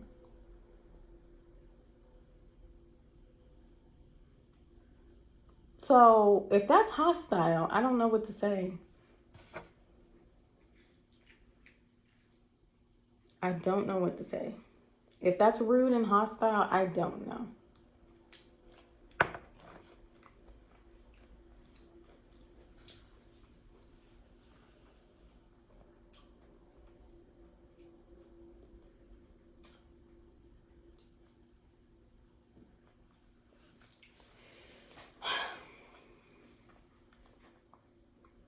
But yeah, it's just insane.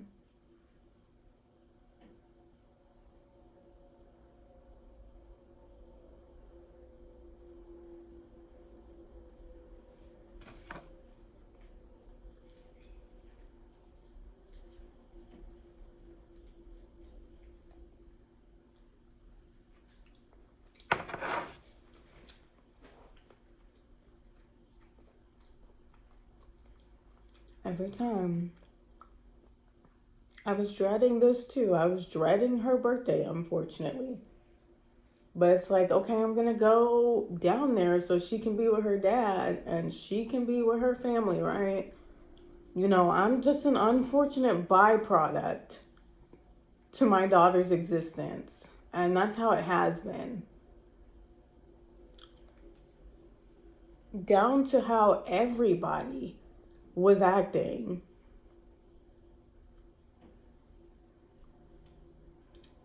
Toward me. I'm just an unfortunate, necessary aspect to my daughter being born.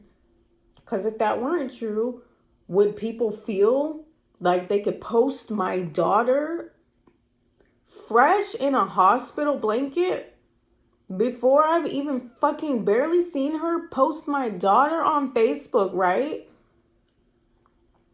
Without my permission, not telling me nothing, a fresh newborn. My mother-in-law posted on Facebook congratulating my husband, who was my boyfriend at the time, who was in jail at the time. Then my fucking sister, when I got back to my dad's and I see a picture, again, freshly newborn in the blanket in the hospital room with her little hat on, my daughter's little newborn hat, on the fridge,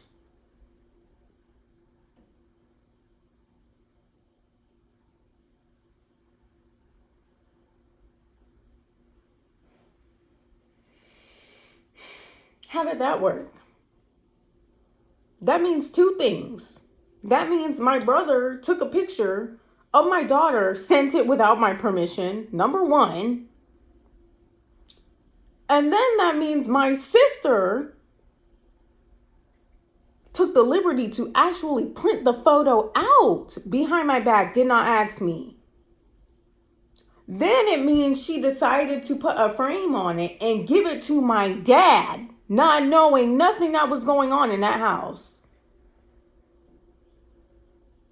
But knowing that we had an issue, right?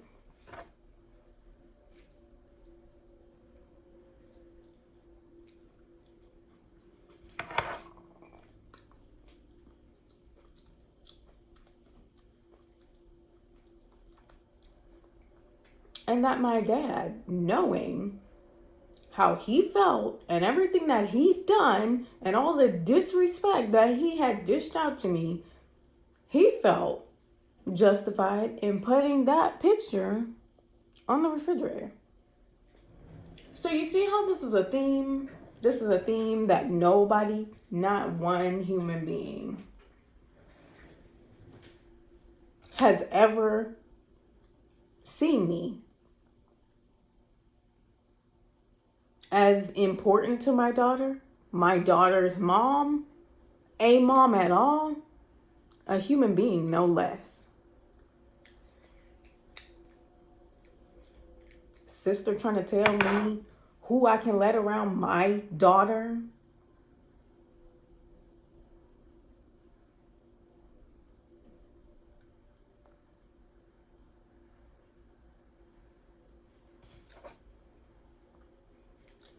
But I'm supposed to get over that. And according to him, it has nothing to do with what happened today. And it definitely doesn't have anything to do with him, when in reality, it only has to do with him. But he wants to make it about everybody else in the picture.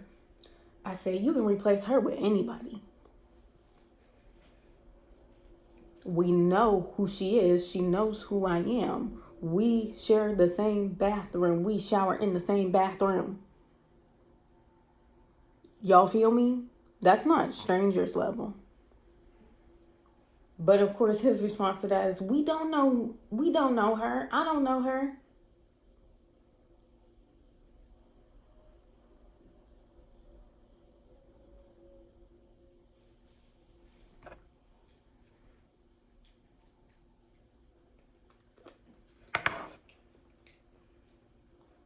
Yet the justification to why I always have to be disrespected or ignored twice now in my husband's home Not even my husband's home, mind you. The home he pays rent. He pays a portion of the rent to.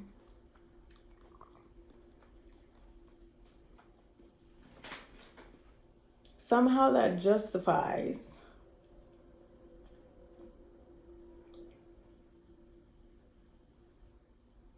anything.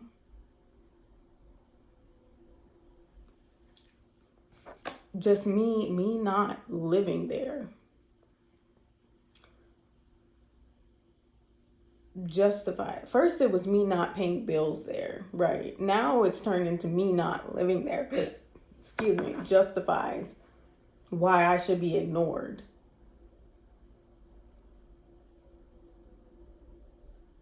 In that house.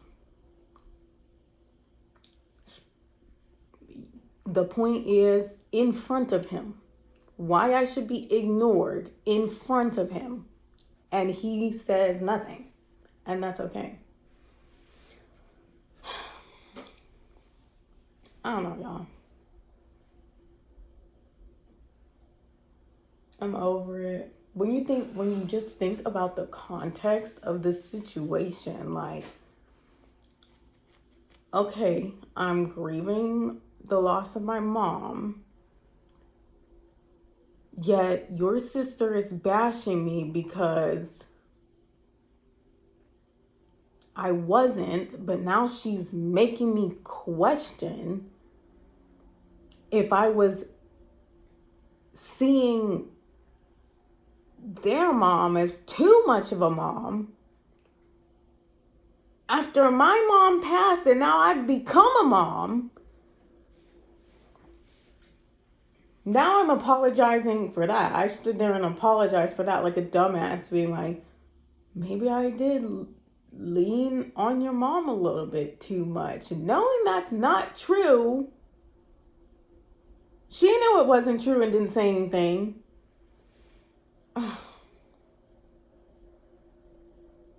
Just like when the whole plate incident happened, like everybody knows what happened, but she was asking my husband, is he okay? Always asking him, is he okay? Every time we get into an argument, she's asking, is he okay? But this time, isn't that like assault, right? Is that not assault?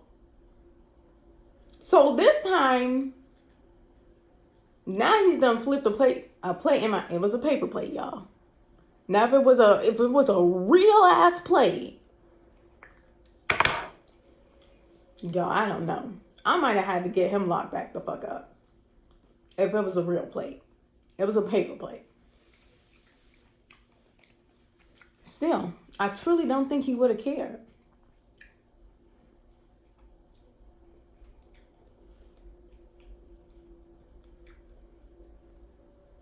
But for real, in the context of the situation, which it's my husband's responsibility to think about the full context of this situation.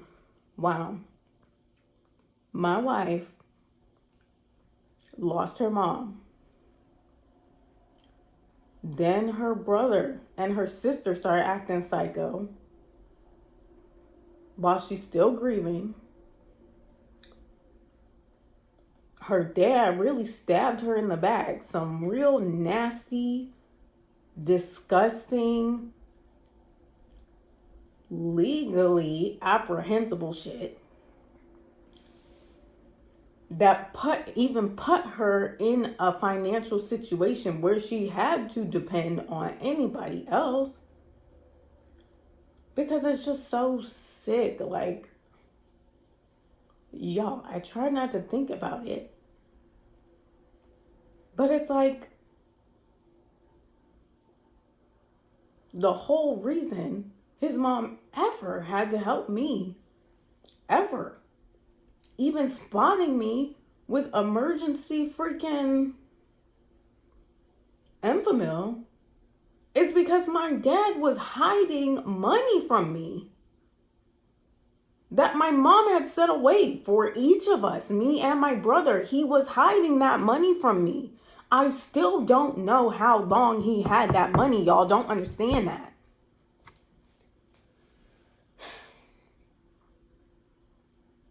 He had it long enough that me and my daughter never should have been homeless.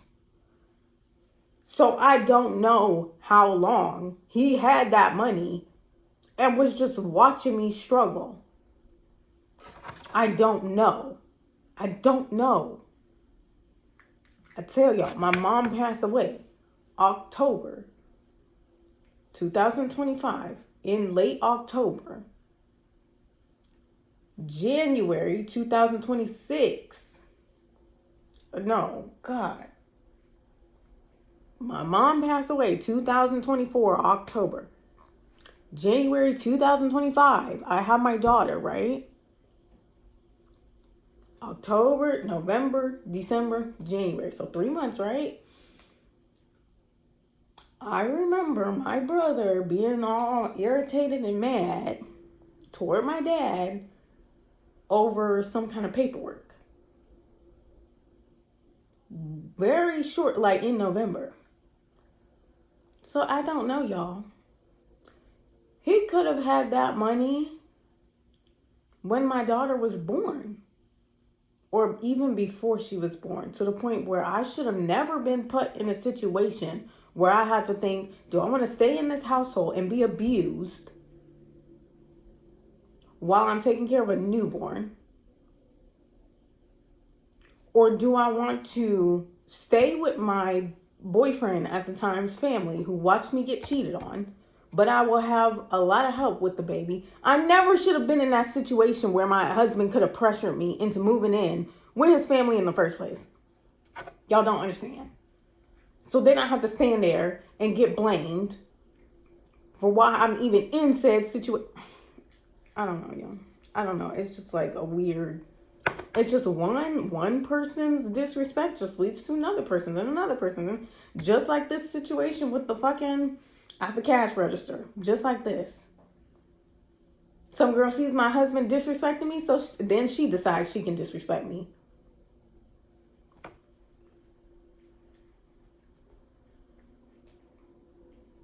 And then she decides she can make me look like a liar to my brother-in-law.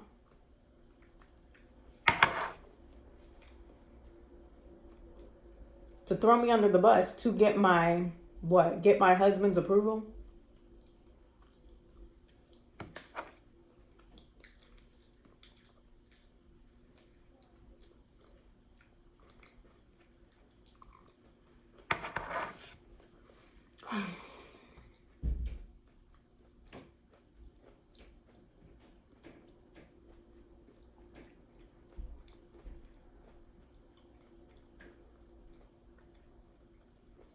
But anyways, like I feel like it's innate, right? If your wife has been through a lot to do with family, you wouldn't stand there and let your family tell her that she's not family.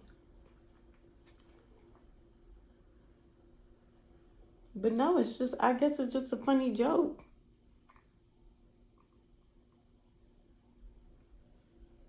I'm not mad about the fact that the girl said hi. I'm mad because this is the same thing that he did before. This is the same premise. Where it's like you just stand by and watch people do stuff or say stuff or ignore me or whatever. Then you ask me, what did I do wrong? Did I do this? Then you say I should have done X, Y, Z, and just on and on, just blaming me for everything. I'm tired of being blamed for everything. I sat there and get blamed for why he's in jail, why he cheated, why their mom was struggling financially, why my sister-in-law wants to move so far away. Just get blamed for everything.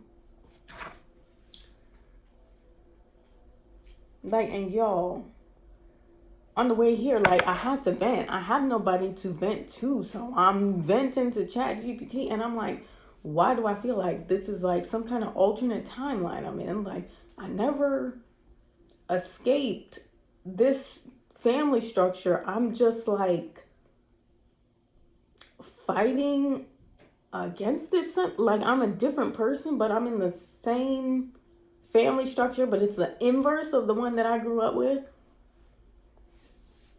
Where it's like, instead of making excuses for plain evil, ignoring like straight up evil,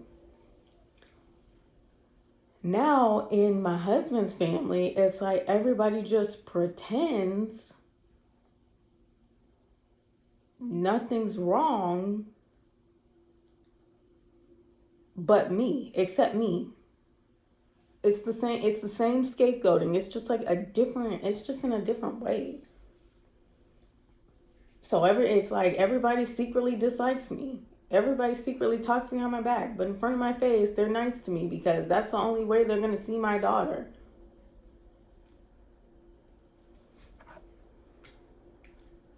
And now I feel like my husband is in on it too. He keeps saying this stuff like, you want me to fight with my sister? You want me to fight with my brother? He keeps making this shit up. And it's like, I don't care. I don't care. He keeps painting it like, oh, I'm so bitter because he has a relationship with his family. That consists of what?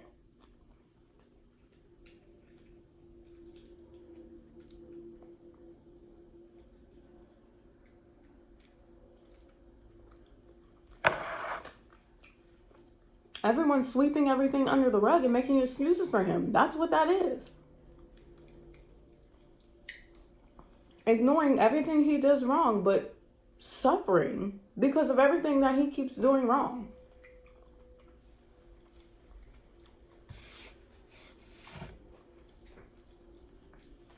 I don't know.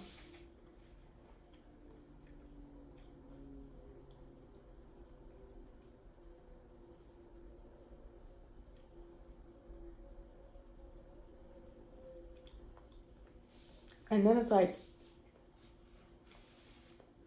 does he not think about the fact that, okay, he's the only person I have, so to speak? Does he not think about that when he does this kind of stuff or says insulting stuff like, oh, like, this is your fault, or you didn't do this, or you didn't do that, and does he think about that stuff? Or is he actually taking advantage of the fact that he knows that I have no one else? Like, if I leave him, I will have nobody. No one to help me with my daughter, no one to talk to, no one to spend time with. And that's why he started treating me like crazy. Because that would be insane, right? That would be insane regardless. But it would be almost like predatory to base it solely off the fact that, yeah, I lost my main family member.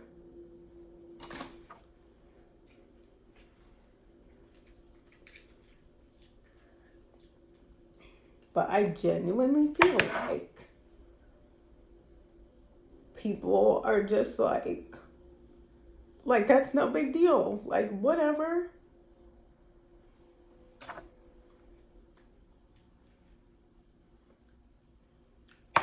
Knowing that he cries and panics when his mom is like the least bit sick.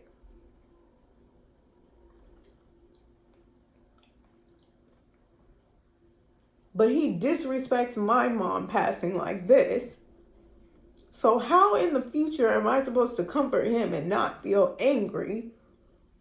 Because somehow he doesn't realize one day his mom will be gone too. But somehow he gets to treat my grief like this, everyone in that entire family, like a joke. But somehow I'm supposed to be there later on and support him when it's their time. How am I supposed to do that and not feel the least bit angry? None of them was there for me at my mom's funeral while I was fucking 5 months pregnant. Nobody was there for me. I got to lean on the man who terrorized my mom, who I feel guilt for not protecting my mom more from. I got to lean on him. Why? Because you were out cheating.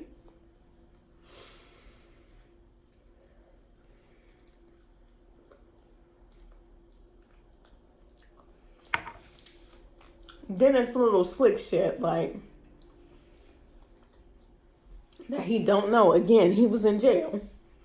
Little slick shit like his sister in earshot of me being like, oh yeah, I'm gonna go to my coworker's mom's funeral to show up for him. At a job she barely been at for 6 months. And who knows how long she even knew this coworker. Within earshot of me. Yeah, just to show out and support. Asking her brother, did he want to go?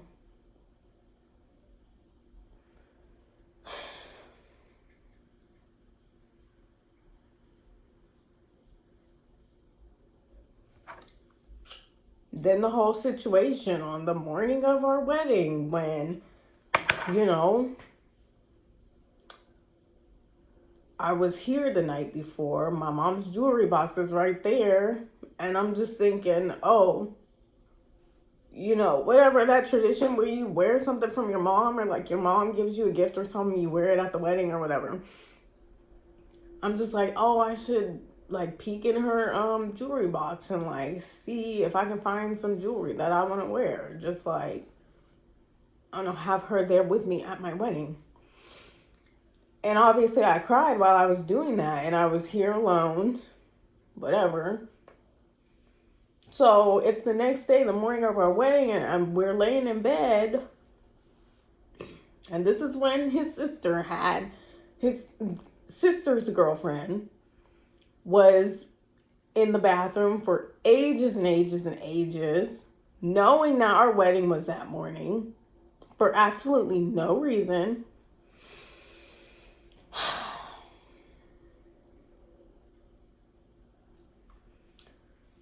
And then so I decided to, you know, open up whatever and be like, oh, you know, I finally looked through my mom's jewelry box and because I wanted to find some earrings that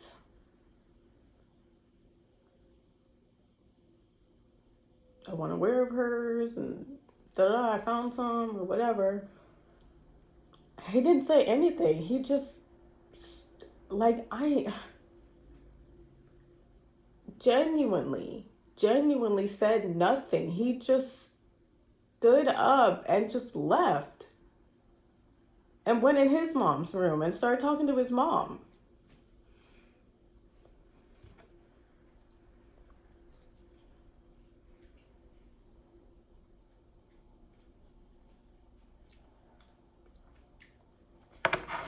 Genuinely.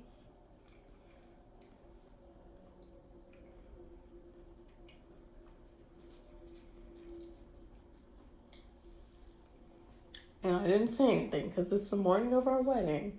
And now it's a time crunch because for some odd reason, today, this morning of all mornings, her girlfriend, who never took a morning shower ever in her time that she's stayed over, is suddenly in the shower in the morning for, oh my God, it was upwards of like an hour. For no reason. The excuse I was given was work. We came back home and his sister was at work. His sister's girlfriend was sitting in the room.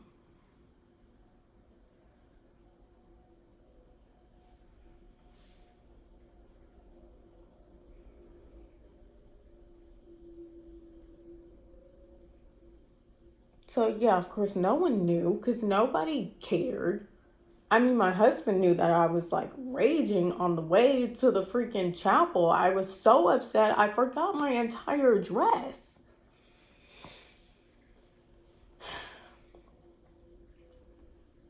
So I was crying on the way to the chapel. He knew that. He knew I was that upset, but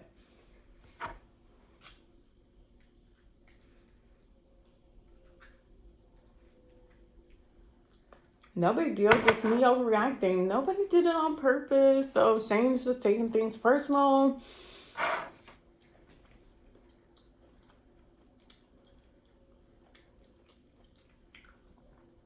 Just like always. Then, a couple months ago, I'm lying about what happened with his sister. Now I'm lying about what just happened at the store. My husband's acknowledging that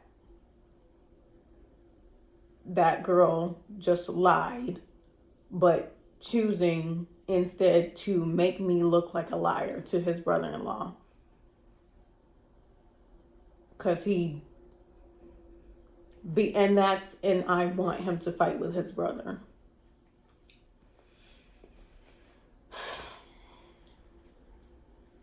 Because I don't want to be made to look like a liar by a stranger.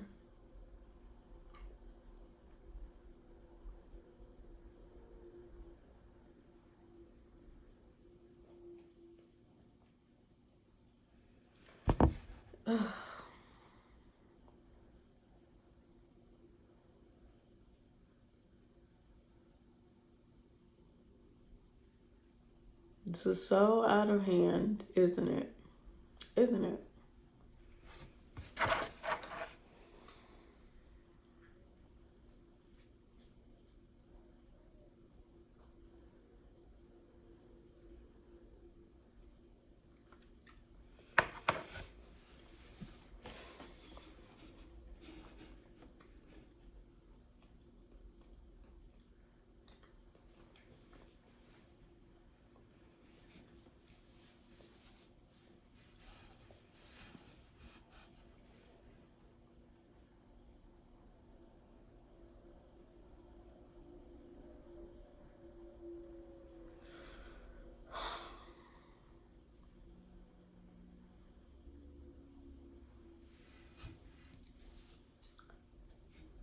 Yeah.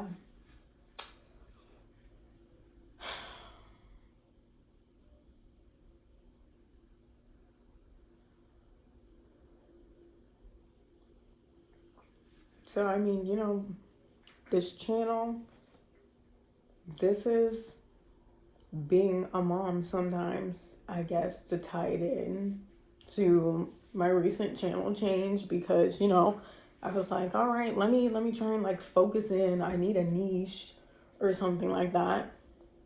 I want to make things easier for myself with posting and not just post a whole bunch of random stuff. Like, I want a theme for my channel. And I feel like the theme of like, psychological changes, not just the physical changes, but like the psychological changes and the social changes of like becoming a mom is important to talk about. And it's not talked about like this. But I don't know. I just feel like it exposes how people already felt about you. If they already felt like you were nobody and nothing and useless, then becoming a mom, I don't know. It might enrage them to the point where they are hostile towards you, or everybody that you thought you were friendly with and okay with, they just turn on you or start insulting you. Everybody starts throwing you under the bus. Your husband acts like you're replaceable and you're just a fucking babysitter. Your needs don't matter. Doesn't matter how anybody talks to you in front of him.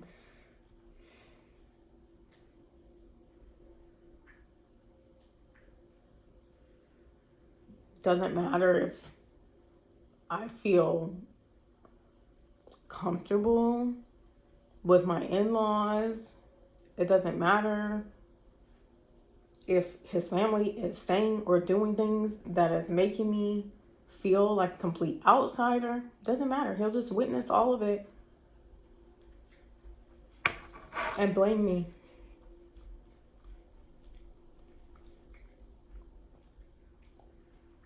And tell me that after a lifetime of defending myself, I need to continue defending myself. And also defend him. Defend other women in front of him. Because he said I should have said something to her. I should have said, don't talk to my husband if you're not going to talk to me. So he wants me to defend him on top of all the other work that the labor, emotional labor I'm doing, financial input that I'm doing for our marriage. He also wants me to confront people when it's his turn to show up even the littlest bit. Can't do it.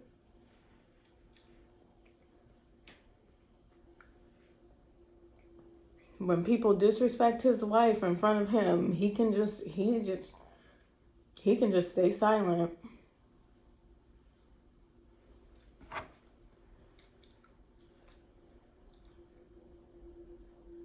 And then he also doesn't need to believe his wife. He can believe other people.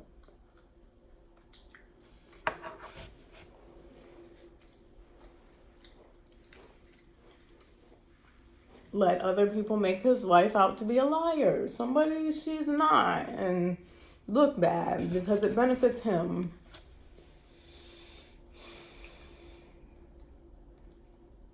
Yet that's not the definition of a coward.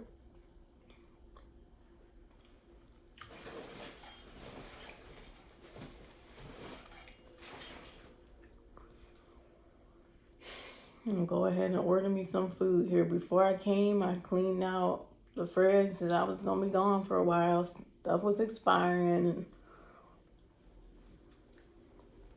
I don't know what I'm gonna eat, but again, of course, being over there, I'm spending all the money on the food, you know.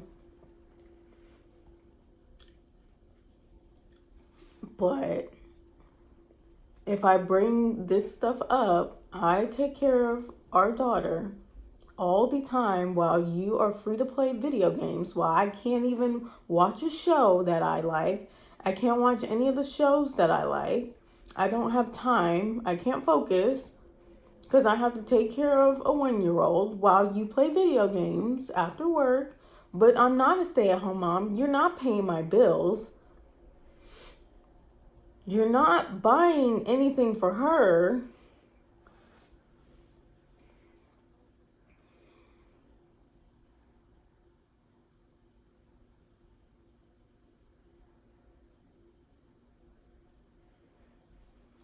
So this isn't that, but you also on top of that, you can just let people talk to me anyway in your presence or ignore me right there in your presence, confirming to these people, oh yeah, she's nobody, she's nothing, she doesn't do shit, she's just my child's mom.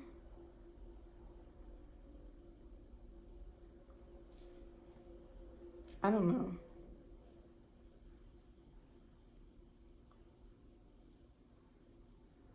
He'll never understand. And of course, since I'm the one getting on the internet telling the truth, that's where just more. It don't matter what medium I'm using, it's just more. You just get more because you're the one who's going to tell the truth. You tell how upset you are. Then people think they have the right to judge you too and disrespect you too. And put all the onus on you to do something about it.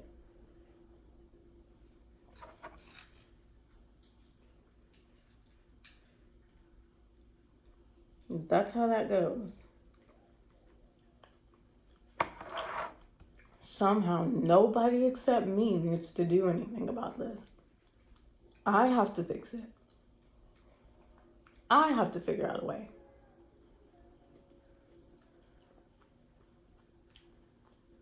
I have to leave. I have to make my life more difficult, while his life would just get easier, just to not have any more moments like this.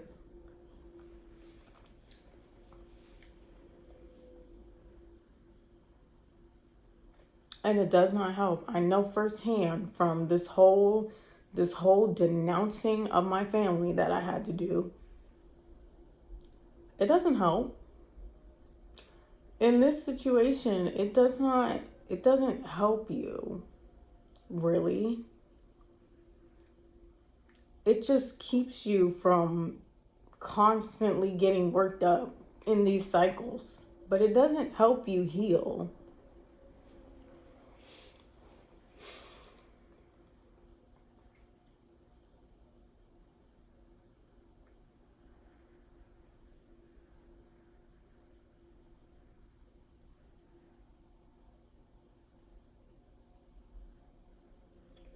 Ugh.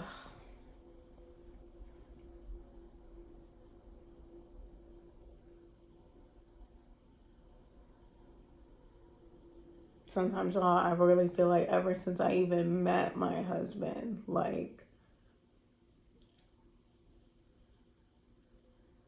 I just feel like you spend too much time around somebody who wants you to be somebody that you're not. They'll somehow manage to convince everyone around them that you are somebody that you're not.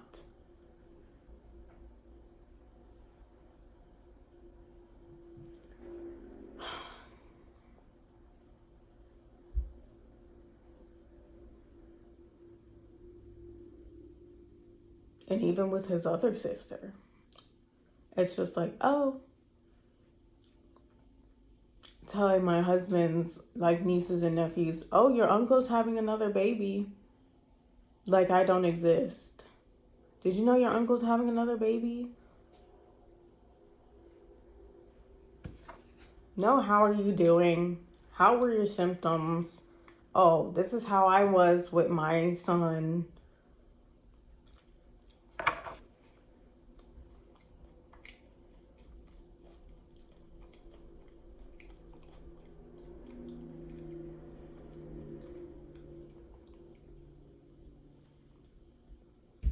Just your uncle's having another baby. Like, we're not married. I'm an incubator, basically.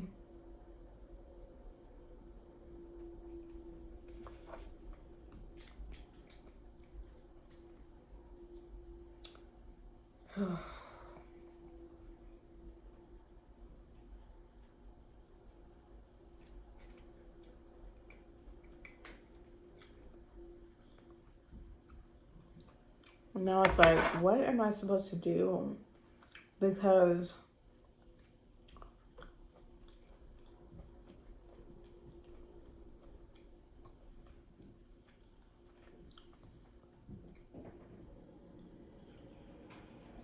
let's say I divorce my husband, cut everyone off, and it's just me and my children.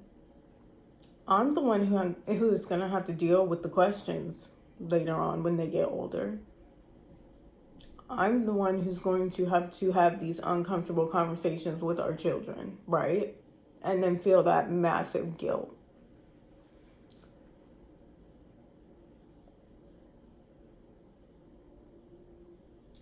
But if I stay, then I feel like I'm risking my own children disrespecting me like this too when they get older. And I'm telling y'all, specifically with a son,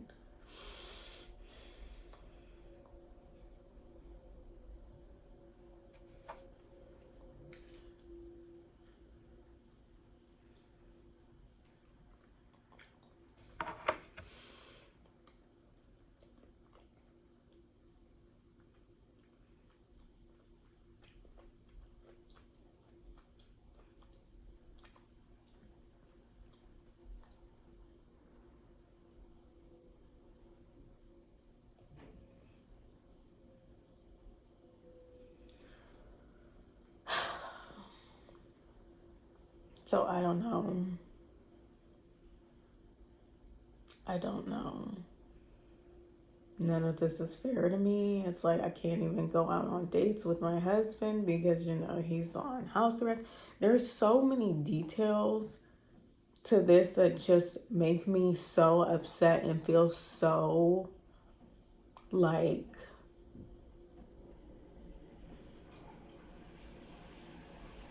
not cared about.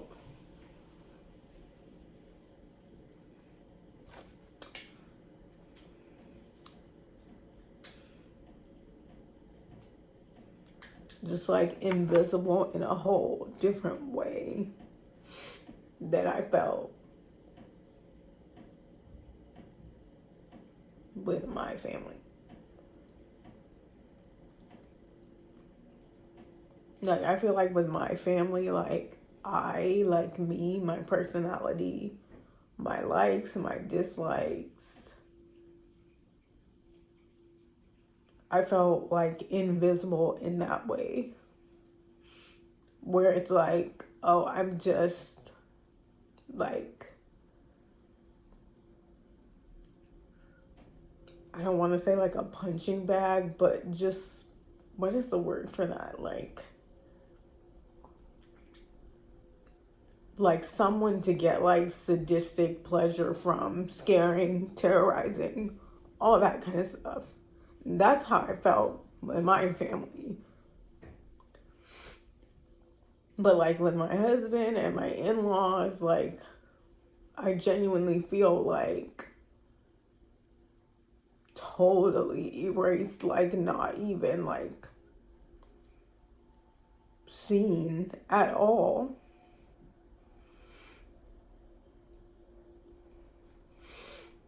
Like everything I do for my husband is not seen. Everything I do for my daughter is not seen. Like, it's like I'm not even there, and this stuff is just getting done, but I'm not there, or like they wish I wasn't there. Everyone loves new babies in the family, but like, do you care about the person who's like having these children and going through this stuff?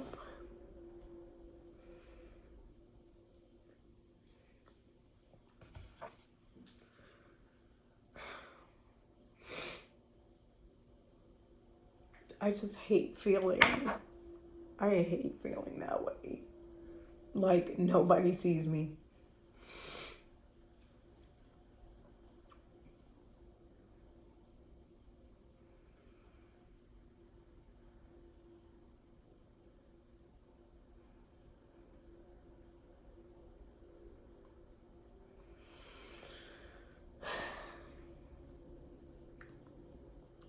So who wouldn't get sick of it and leave eventually? Like,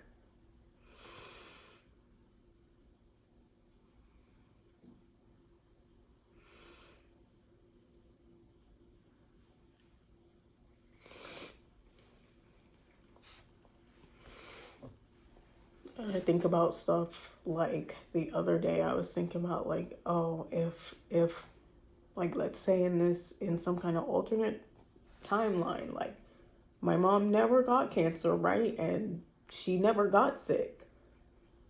But everything played out in the same way. I was wondering like, would I be closer to my mom? Would I be angrier at my mom? Because I'm going through this process where I'm like, I'm putting myself in her shoes, and I'm like, I'm thinking about it with my daughter, and I'm thinking about like letting my husband treat my daughter some type of way. I don't know. I was thinking about that the other day. Like, would I be closer to my mom? Because on one hand, I'm like, yeah, like I would do like way more stuff with her and talk to her more and ask her more questions about like my dad and like why just like why certain stuff is going on. But then on the other hand, would I be like mad, even more mad at her? I don't know, just like weird stuff. Weird stuff.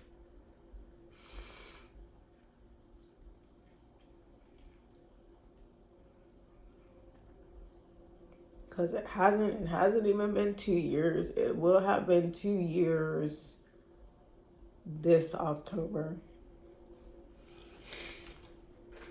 So, I don't know.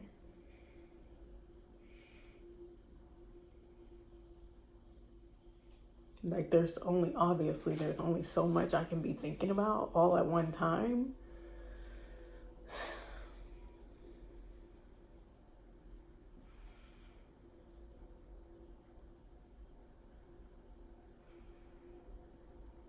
And sometimes I do not want to think about the reality of the situation, of what the hell is going on, because it's too much until like something like this happens and then the whole dam breaks open, and then I'm just thinking about like everything that is going wrong and like escalating.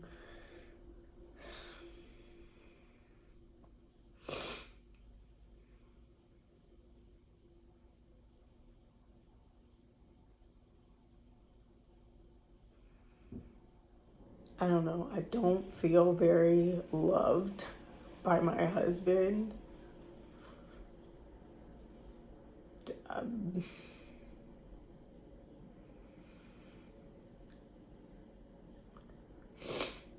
don't feel very loved at all.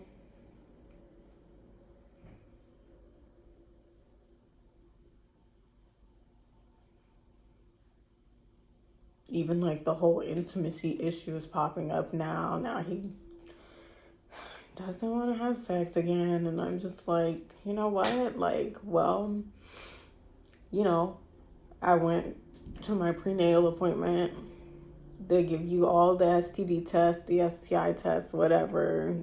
Did a pap smear for me, blood test. They check for HIV, HPV, all that. Everything is clear. So, but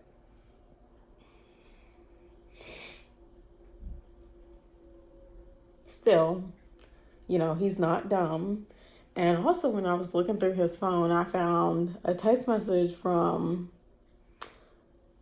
the doctor, or it's not a local doctor, but it's like a doctor system in this area, that said, you have a bill due, blah, blah, blah, for a recent appointment.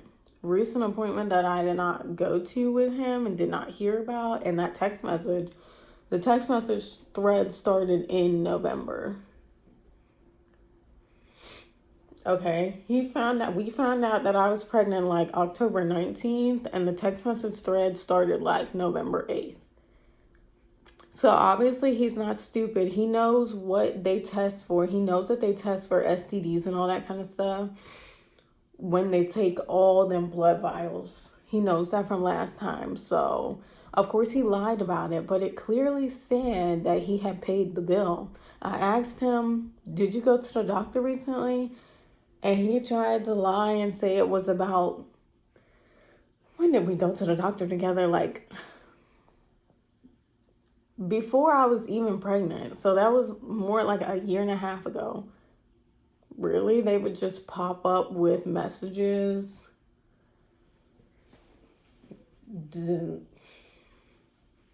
Last month, because I found the message in, like, after Christmas shortly. So,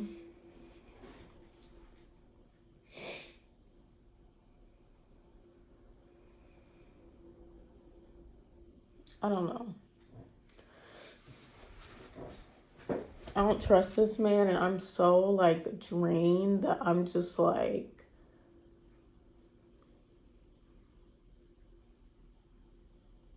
I wouldn't even be shocked. I wouldn't even be shocked. And when you get like desensitized like that,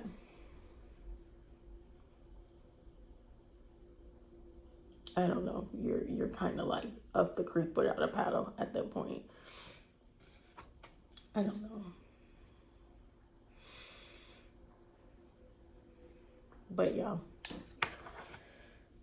my ultrasound is on the 11th, and then I have my second prenatal appointment on the 16th, where she's, I don't know, probably gonna ask me, I don't know, go over the anatomy scan results, whatnot. Probably gonna go up to the DMV and get my temps, because we were supposed to go do that this morning, but we overslept because obviously our daughter was up all night. So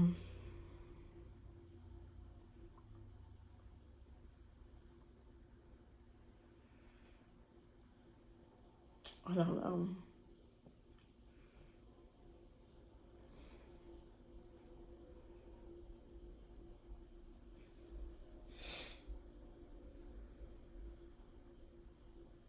I don't necessarily like being here alone. Like, I like knowing where my daughter is, what she's doing. Is she getting fed? Because remember, guys, there was a whole issue of him just trying to force her to drink milk or just not feeding her. It's a whole bunch of bullshit.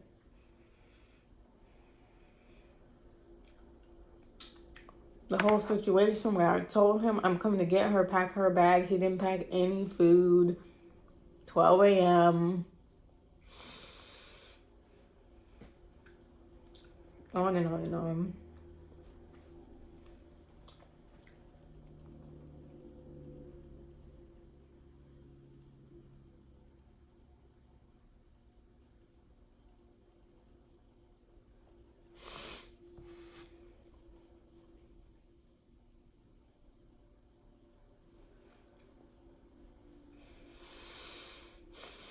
But I don't know.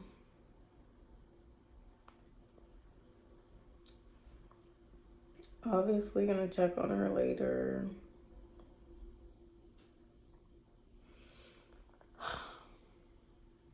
And then I just hate it because every time we argue, then he starts giving my daughter attention, but it's just to not have to deal with me. It's just so he can like take his mind off the fact that we're arguing. Because like I said, the other night, he didn't hug her. He didn't give her a kiss. He didn't say hey when he came home from work. So,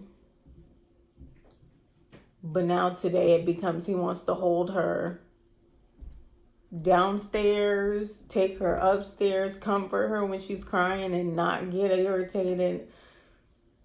He always does this. What is that teaching my daughter? You get attention only when mom is mean. Only when mom's being mean do you get attention. From me. Daddy only gives you attention when mommy's being mean to him. Are you fucking kidding me?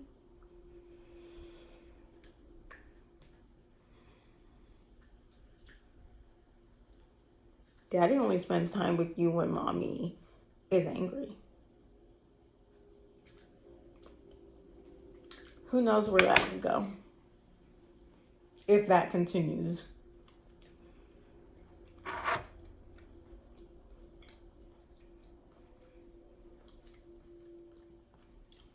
But yeah, I don't know.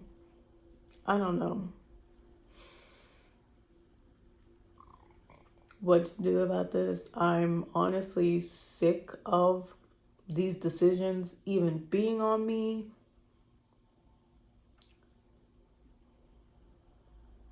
I don't know, because we're all adults in this situation. Yet I'm the only one who has to make any decisions or think about anything.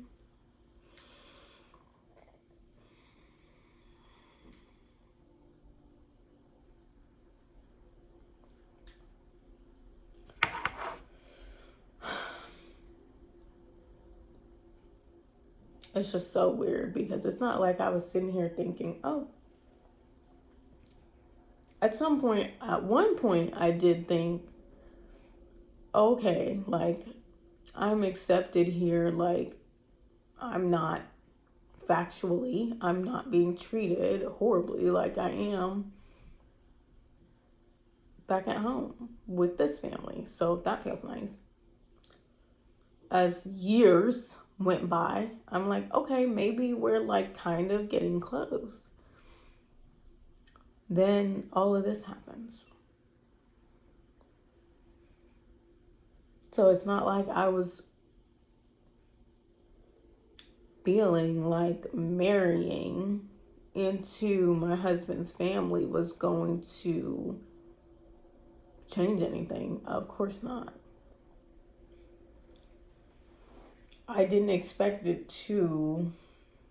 Well, yeah, I kind of did.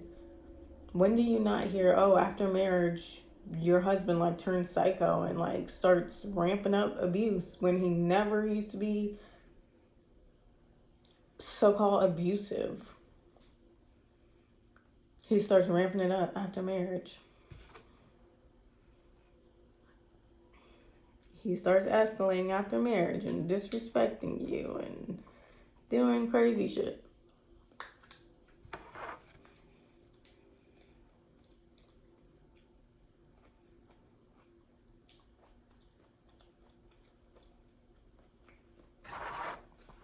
But yeah.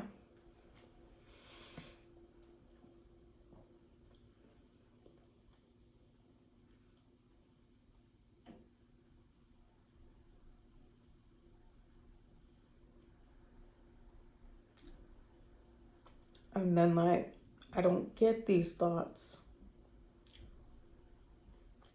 often anymore because I'm a mom now. I can't just why about offing myself while willy-nilly. But now that it's been like multiple times since our daughter has been here, it's an entire pattern of people kind of treating me like I'm disposable, twisting any effort I make for my daughter into something else, saying I'm using people, I'm not being a good mom, people threatening that I'm incapable.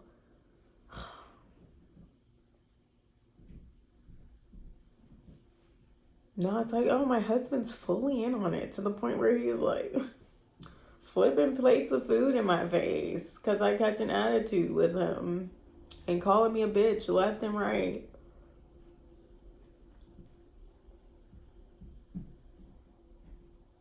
People saying, oh, he's having another baby. Like, I have nothing to do with it. Like, the baby's not in me. It's just like, wow, you're fucking useless. Like, it's like, wow, have the baby and just leave. Have the baby, leave him with his family because you don't have a fucking family, and just like fucking leave.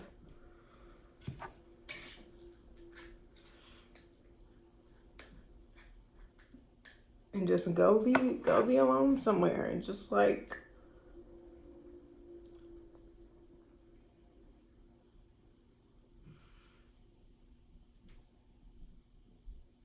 go do whatever. Go live your fucking miserable, pointless, useless, fucking meaningless life somewhere.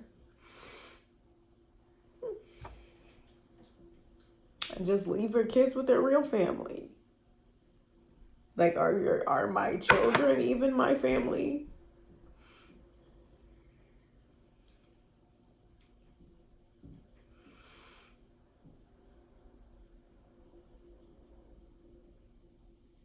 Like, who will they see me as when they get older? Just mom?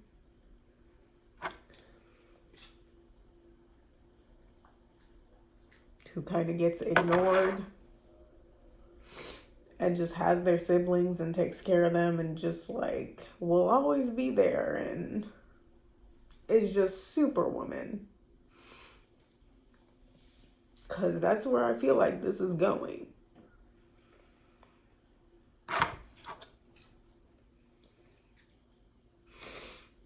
And it's not fair to me. All I survived, all I've been through.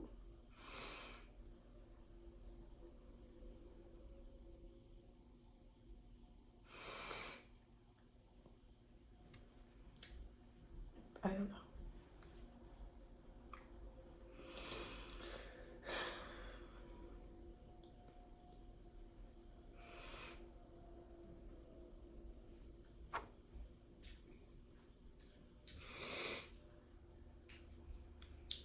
And I don't know what to do. Because, like I said, y'all, I was in therapy for months on end. And, you know, the therapy kind of helped me realize, okay, this is, well, nothing's wrong with me for real. I don't have severe emotional issues as I was diagnosed with.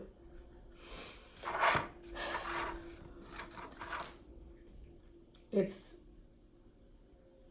a human being put in disgusting situations and reacting normally to extremely abnormal circumstances. Okay, we got that out the way. Okay. So then, now what?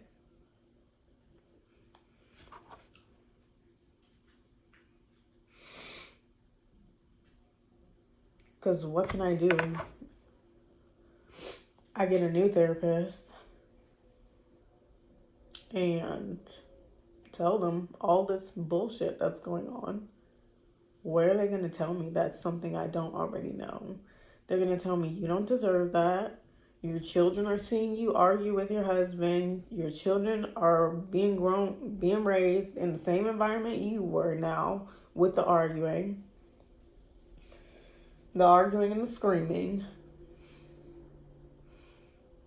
Now you're basically repeating the cycle that you wanted to break. The only way to break the cycle is to leave your husband and become a fully single mom.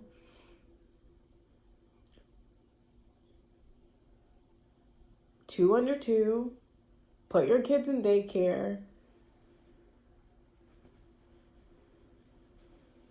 All the repercussions that come with not being able to spend that crucial time with your kids, on and on and on, and that's all going to be on me.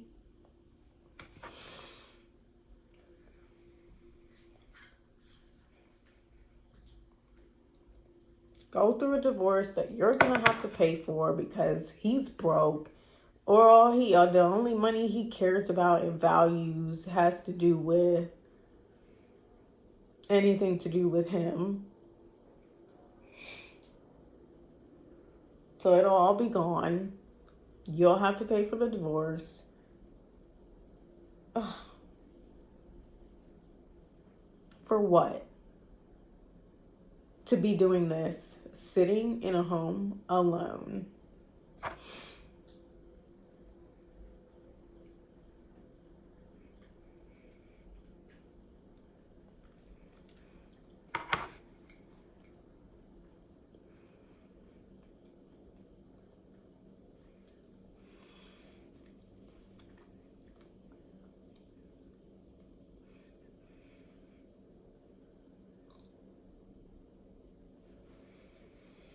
Because now it's really like every time we see each other since I left for the first time after the whole sister thing. It's like every time we're around each other, I find something. He does something. We argue about something. It's just always something. Of course, it's always my fault. When, if he would just act normal, stop acting suspicious, you ask me, you complain on the phone that you're lonely, you want us to sleep in the same bed together, when am I coming back home, on and on and on. I get there, you care that I'm there for about the night, and then you ignore me to play video games. So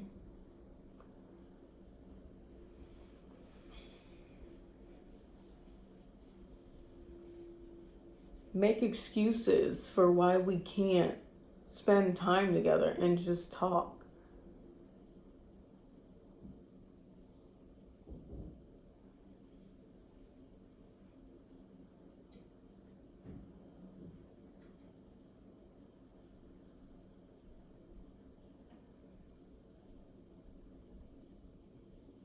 Act fake. Depending on who you're chilling and smoking with on break, you want to act fake when you get on the phone with me. Yeah, he does that too. Acting all fake and lovey-dovey certain times when he's smoking with one of his coworkers and he's in the car too listening to the conversation. He wants to act all fake or fake nice or fake tough and just sometimes I feel like my husband is literally like a 13-year-old or like a freaking freshman in high school, constantly trying to find what clique's table they're gonna sit at lunch in a 30-year-old's body. That is how I often feel about my husband, because of the way he's so desperate for other people's approval in a way that does not make any sense. It has nothing to do with his family. It's always randos, strangers, co-workers. It is just it's exhausting to witness for somebody like me.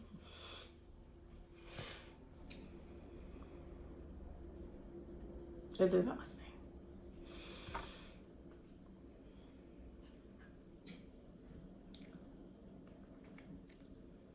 To the point where that's what he wants to cry to me about after he's flipped the freaking plate in my face.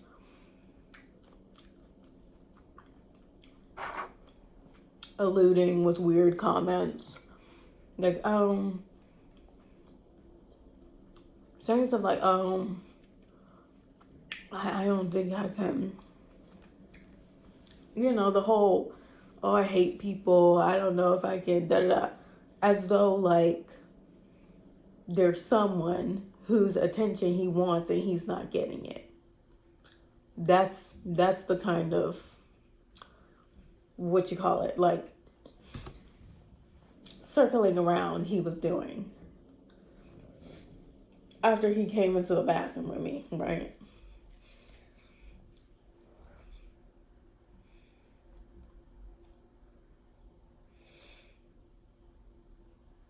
But wouldn't just come out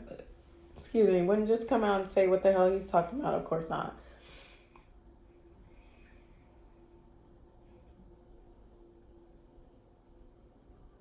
Just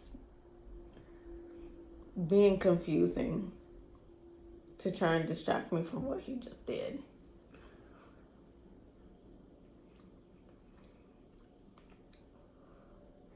Here I am a week later getting called a bitch. Then he tries to turn into, I didn't call you a bitch. I said you were acting like one. There's a difference. Y'all, this is why sometimes that's why it's best for me to just leave. Because my anger issues I can't when I'm literally witnessing people do this to me in 4K. I just can't.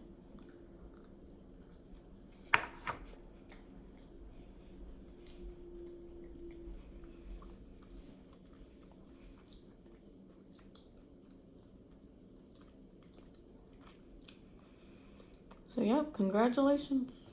Congratulations to him. Because whenever I go back and get my daughter, none of them are ever seeing her again. I'm really not trying to go back. Unfortunately, I'm really not. Then it'll be she's keeping the baby away from us for no reason because she's so evil. Then his mom is going to start texting me, having the nerve to text me and ask to see her granddaughter when she can't even check her son. No. That's the kind of disrespect I'm talking about. Like, that happened. Like I told you, my mother-in-law was right there too. Didn't say anything. Then I leave with my daughter, and then a little bit too much time goes past, and she's on my phone texting me, asking me, can she see my daughter?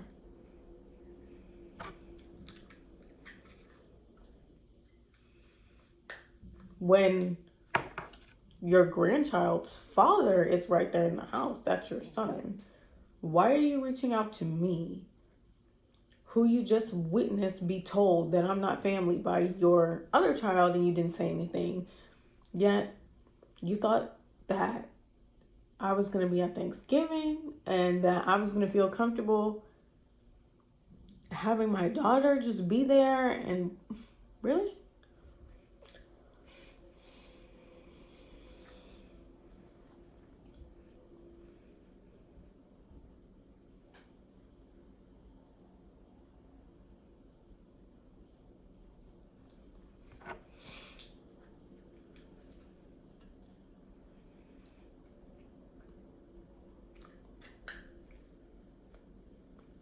Also got accused of disrespecting their mom for the other time that she did that.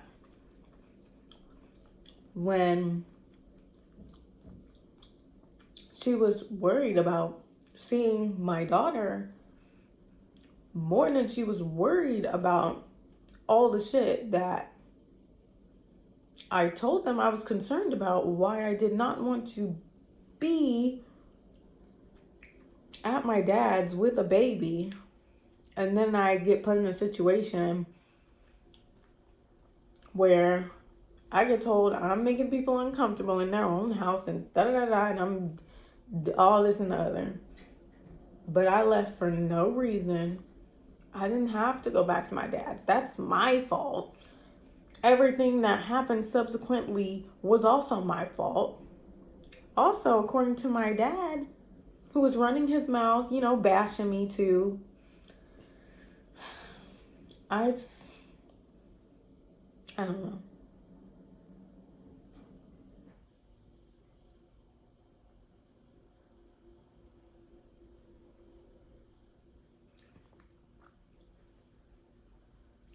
I don't know, but according to everybody, all of these things are separate incidents. Nothing has to do with anything else. Everything that happens to me is an isolated incident, and I'm exploding over nothing. It's not a pattern. It hasn't been going on. I haven't been dealing with it for years. It's not the same as this, and it's not the same as that. It's two separate things that I'm combining, and it doesn't make sense, and I'm crazy every time.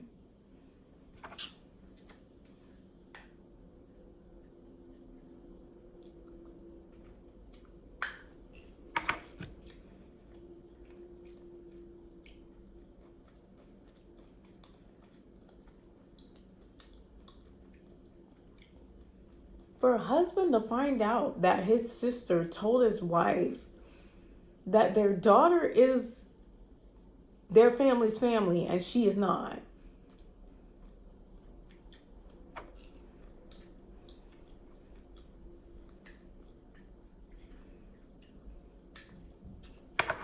For him to be there and or find out that she ever said that in the first place, Because I don't remember if she repeated it again. I just remember her being like, you're a guest. You were a guest, but now you guys are locked in, I guess. Kiki haha, marriage means nothing. No big deal. You're still a waste of space. You're not a wife. Whatever you are.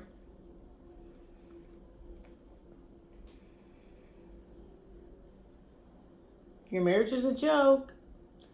And he also doesn't understand that all of this is insulting him too.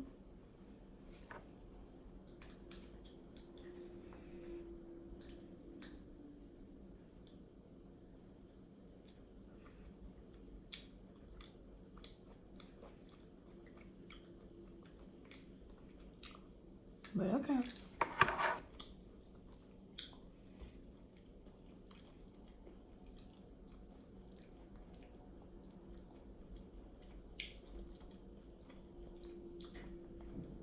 Like, of course, I'm bringing that back up when the same thing has happened. But now it's with a basically almost stranger, somebody completely removed from the family, which means that you just do this and that's how you see me, as someone to be disrespected by every and anybody.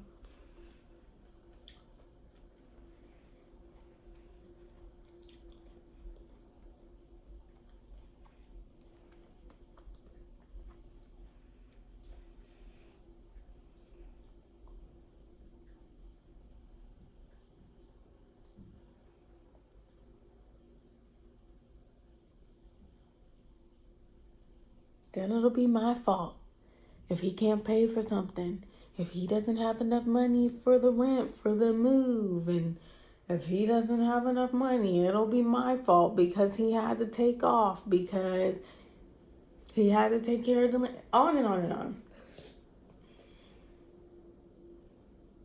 Perfect. Even me leaving the situation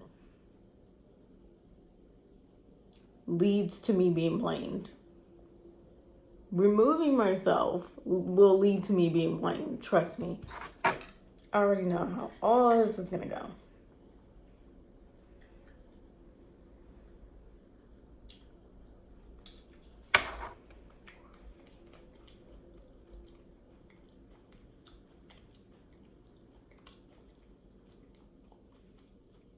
But nobody cares what I've been struggling with up here. No one cared about me taking care of our daughter and being pregnant and still moving into this place.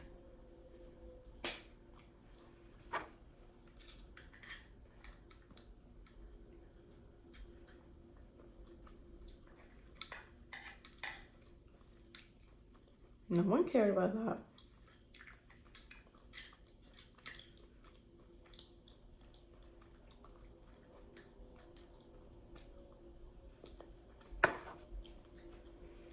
And then even so, all these constant insults about like me working, me not working, even when I was working and we worked the same job, he's insulting me still, claiming we do two different jobs at the same fucking job and same fucking position. I don't know what the hell that's about, y'all. I really don't know. I honestly don't know. I might make an entirely separate video about that.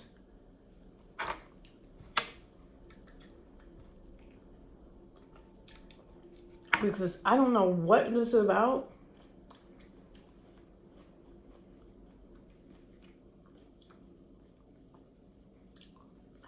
This new, like, it's very recent.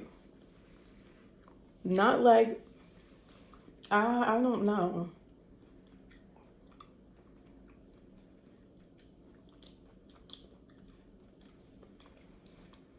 I haven't worked since after my mom passed away, before I had our daughter. So I don't know. And then let's remember when I was working, when I had just got that new position, because that's what you do when you're pregnant. When you find out you're going to have a baby, you're supposed to look for new, better paying jobs, which I did, but he didn't do because he was too busy cheating, right? You're supposed to be buying stuff for your child, but instead you're taking another girl out on dates and being late on your rent. But then somehow later on, even though now, before it was, why aren't you getting a job? You're a user, you're an abuser, you're taking advantage of our mom, you're not taking care of your own child. Then, now I have the finances and have been taking care of him, myself, and our daughter. Not needing nobody's help, and then it turns into still insults about the job. So I want everybody to realize, like, what is my husband saying? I don't need to work right now. I am financially stable right now. Yet he's still insulting me about not having a job. I am 100% financing all of our daughter's needs, all of our child's needs, right? And also his needs and my own. Yet he still keeps insulting me about not having a job at this very particular moment in time while pregnant. So he wants me to be pregnant 40 minutes away, new city, paying for daycare,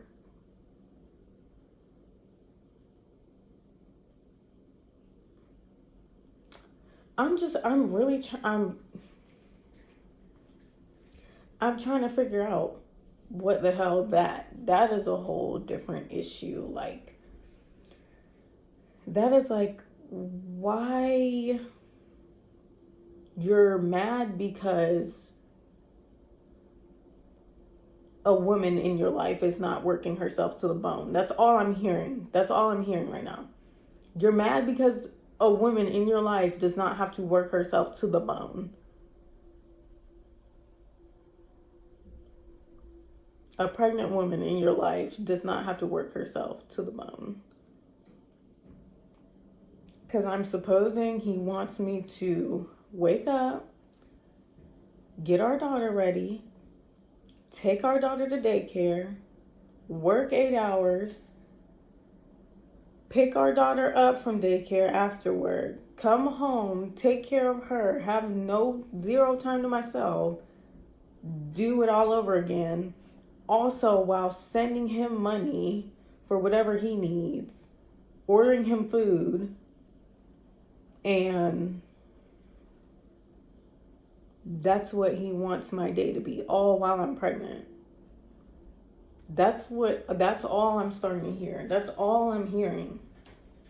I don't understand it. I truly don't understand.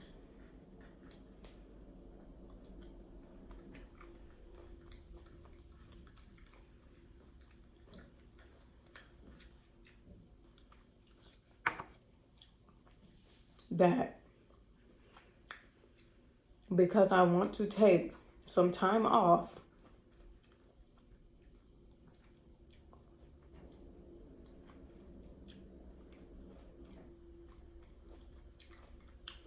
and be with my daughter while I can, as much as I can. And he chose not to be able to do that. For 9 months, he chose not to be able to do that.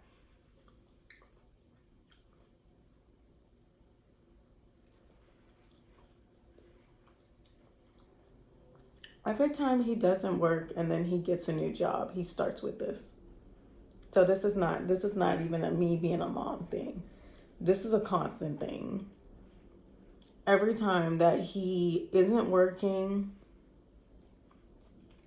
every single time he hasn't worked, whether or not I was working, still somehow I financially supported both of us. But every time he's not working and then gets another job, this is when he starts being like, oh, I can't do XYZ because I was at work all day, unlike you. That kind of stuff.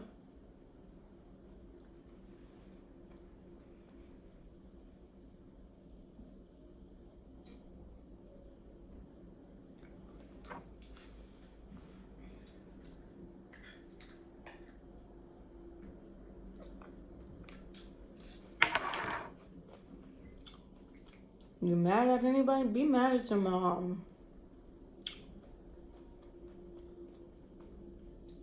For having you pay rent. That's been a thing for ages. So don't be mad at me because you want me to get a job so you can use my money.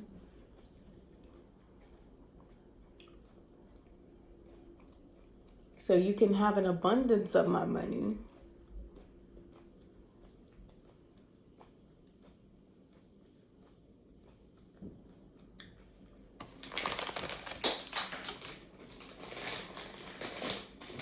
I don't know.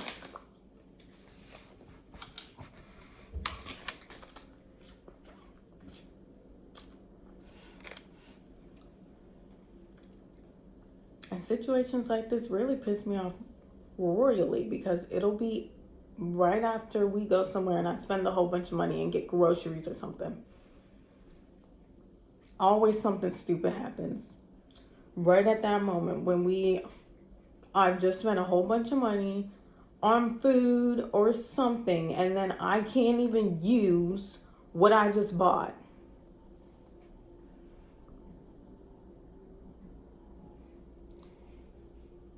Because it's either like stay and keep getting disrespected or just shut my mouth and put up with disrespect or leave.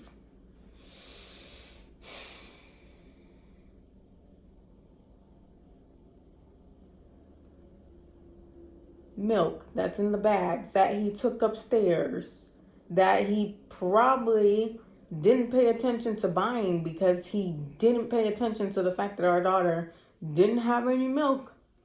Like, I'm talking about actual like cow milk that she likes to drink. So he didn't pay attention that I even used the last of that because he didn't make her bottle. I did this morning. So it's probably in one of the freaking bags upstairs in the warm ass room and gonna go bad.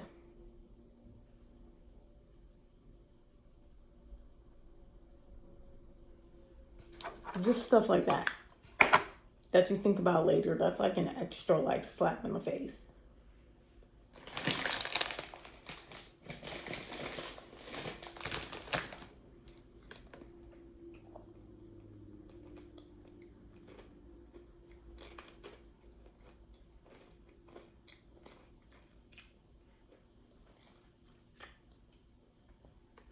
Because I always seem to be the person who gets put in situations where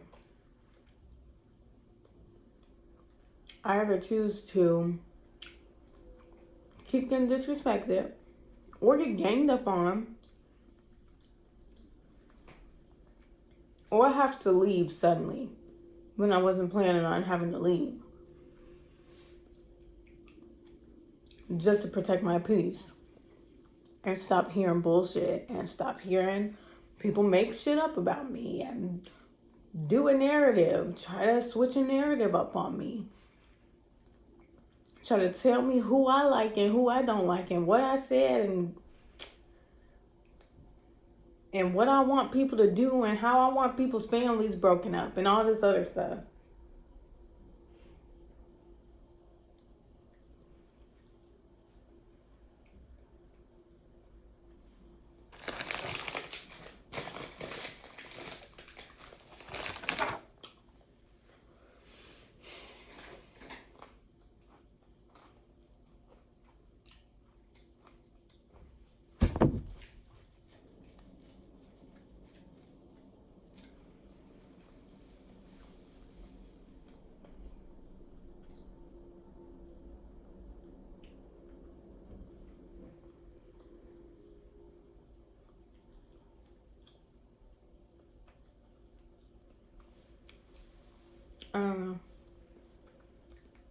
pressuring me about getting my permit again. The things that he chooses to care about is so strange, right? He's bothering me about the job. He's bothering me about the car. He'll say it's because, oh, I don't know when they're going to officially lock me up. And I want you guys to be okay. If that was true, he'd be putting money aside for us right now, right? From his job, right? Instead, he's bashing me about not having a job, pressuring me, bothering me, pestering me about getting my permit again. Because he's been car shopping for my car because he thinks that's going to be our car that he's going to drive while I'm not present, like he did with the other bitch's car, driving her car around. Driving his mom's car. No, you're not driving my car unless I'm in the passenger seat. That's not your car. I already had to freaking tell him, you're not driving my car. I don't care if you're my husband or not.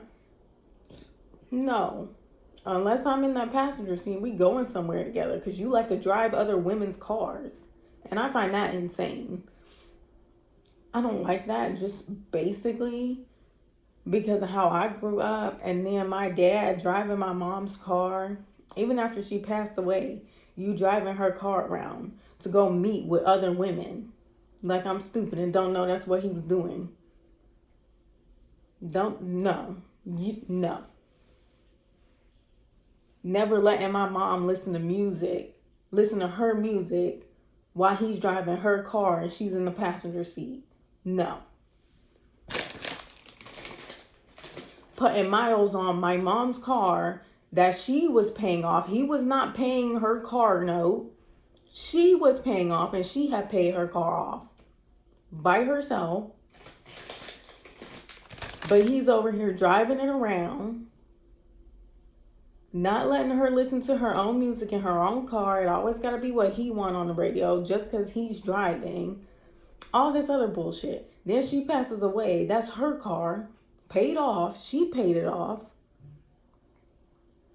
But you think you should be driving her car after the way that you've been treating her up to her passing. And whatever happened the day of. But you have the nerve to drive her fucking car that she paid off while working full time still while she had cancer. For no reason. Because my dad was retired. But you making my mom still work. While she has an aggressive cancer just getting worse. Fuck no. So no. That's why I think my husband keeps bothering me about this damn permit. It's not for the logical reason that I know. It's so he can drive my car around or have me go places for him and such and so on. That's what I think it's about. Knowing him, that's what it is about. No.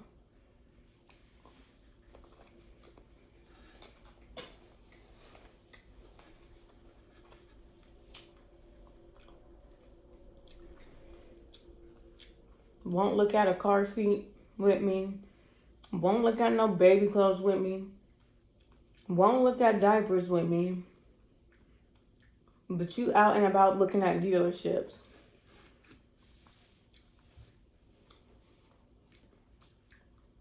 Telling me what I need to buy a car and when I can and can't buy a car. And I don't need this and I can get it whenever. And all this other stuff. Fuck you. Because you think you're going to somehow get the keys to my car.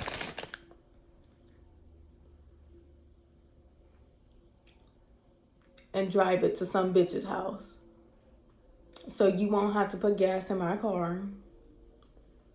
So you'll be able to take it to work. While I'm visiting, he'll be able to take my car to work. This is what he thinks. Right? No, it's not happening.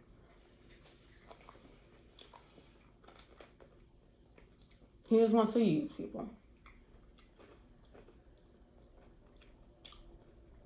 Like I said, I would have I would have disowned my son. I would have kicked him out. Finding out that one, he's cheating on his pregnant girlfriend. And he's also goofing off. He's going out drinking. He can't pay. He's not paying rent. He has a child on the way. He's going out at night. I would have kicked him the fuck out.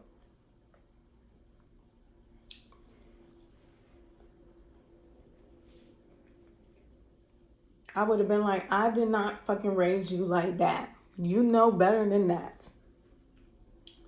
You want to cheat on a pregnant woman, laugh about making single mom out of her, when his mom is a single mom 5 or 6 times over. I'd be like, get the fuck out of my house.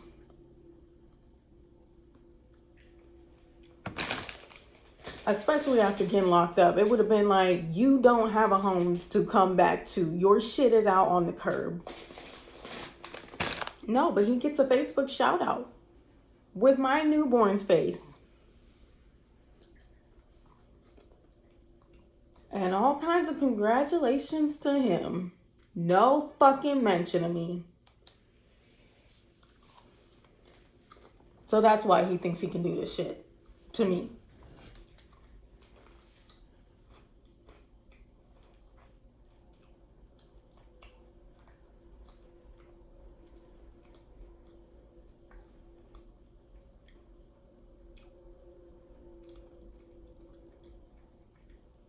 So, I don't know.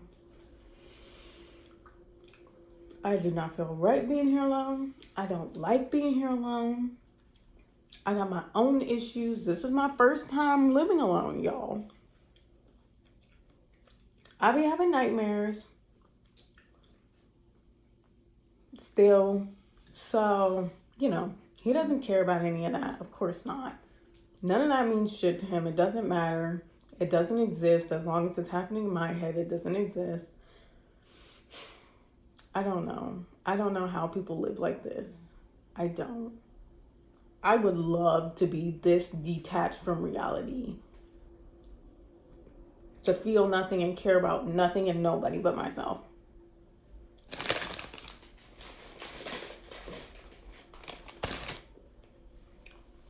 Or to even have the energy to project to the world that I don't care about things so serious as my wife, my child, my children, my family's financial situation, my financial situation, all kinds of stuff.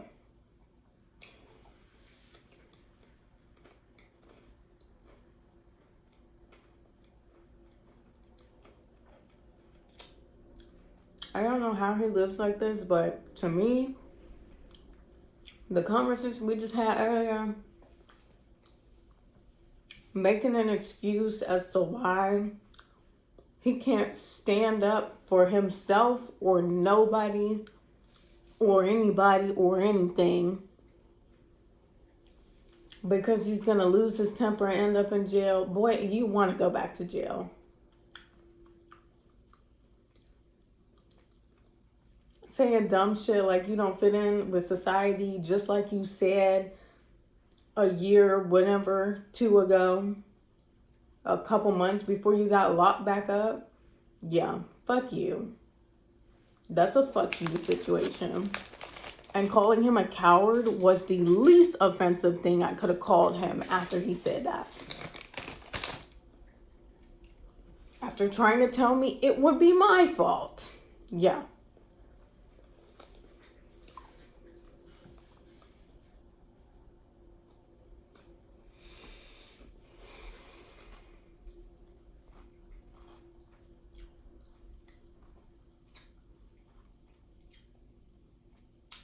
I can't live like this, y'all. Y'all see, look next to me. Y'all see that? Just a full 88 key piano. You know what I did from 10 to 19? I enjoy playing the fucking piano. Why is that thing untouched? Because I've been taking care of my daughter while he plays video games all day long. Why are all these dolls just sat there? Right? They're on display, right? Okay. These are fashion dolls. I like to dress them, pose them, take pictures of them, make videos. I had a whole TikTok for my doll collection. And you see this? Yeah, I fucking like miniatures. I like miniatures. That's my fucking hobby that I had to put on hold as soon as I got pregnant. He hasn't gone the length of him going to sleep without touching that fucking PS5, right?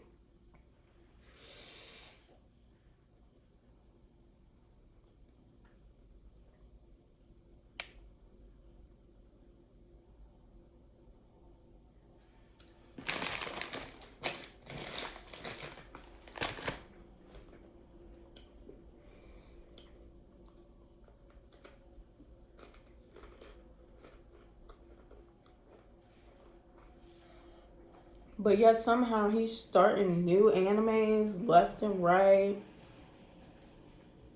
asking me what show I think he should start, making his character for a new freaking online wrestling league, spending hours upon hours and hours doing that stuff, starting a new TikTok. This what I got. And y'all don't see it because I edited it out, but I'm constantly getting interrupted to take care of my daughter. He don't get interrupted when he's doing his little stuff ever. He don't get interrupted.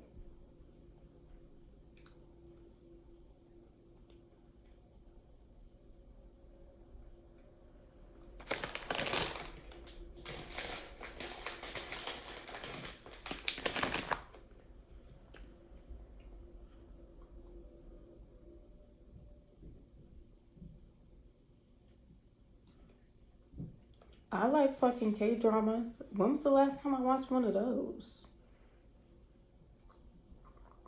One episode is an hour. If I wanted to watch anything, I would have to wait till my daughter went down for a nap, right? But then when she goes down for a nap, there's other shit to get done.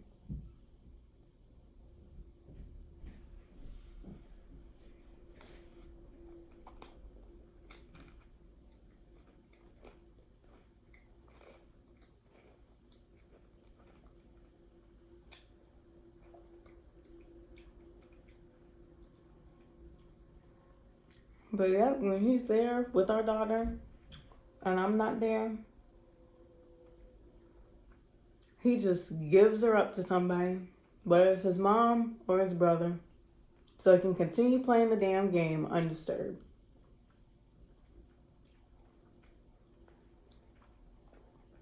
Somebody else is feeding her. Somebody else thinking about her bottle. Somebody else thinking about her diaper. I would fucking kill my son if he acted that pathetic. I would be so embarrassed that this is my son.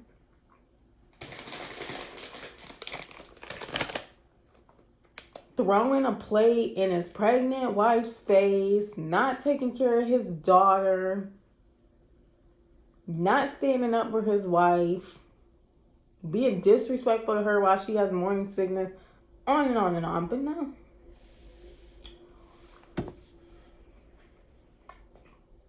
No. Oh, the answer is ask him, is he okay? Check on him and coddle him like a baby. Like he's the baby here.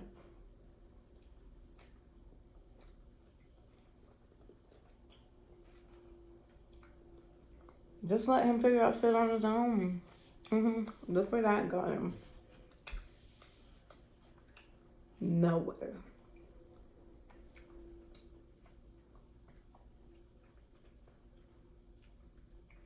And obviously it makes me so mad because I'm the only one suffering the consequences of him being a fucking man-child, right?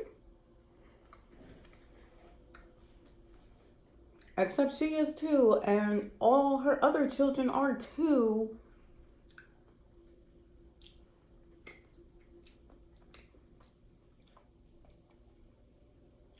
It's just insane.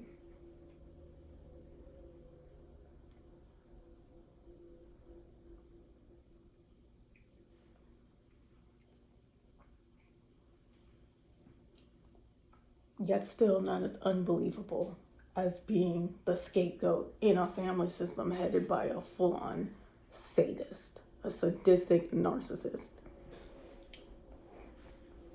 That's why it's like laughable.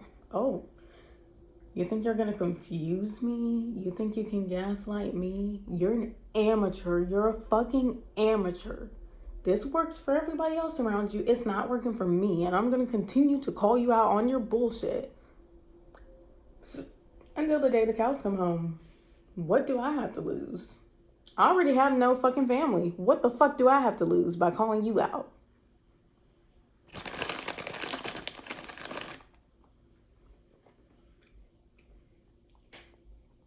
I lose a little bit of self-respect every time something happens to me and I don't say anything.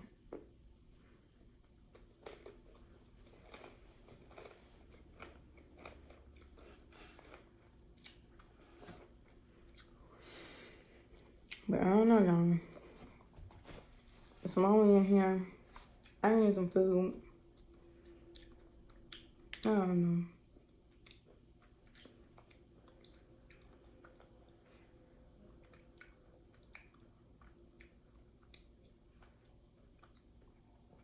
Don't want to call him, but I need to call him to check on my daughter. Or else I'm going to be paranoid about what the fuck my daughter is doing. Where is she at? Who is she with?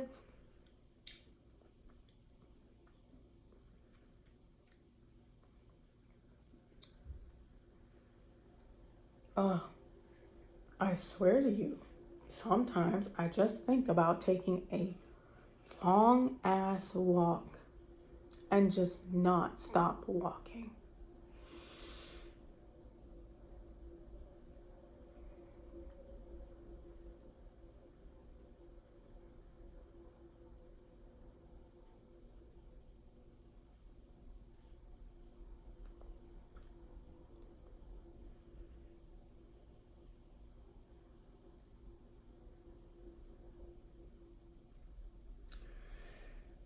Trying to think about what I want to eat.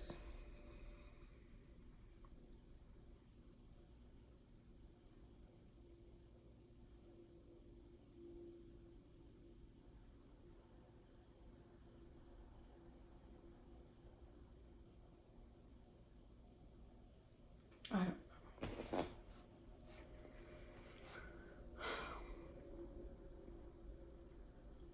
But yeah, I mean, sometimes on this channel,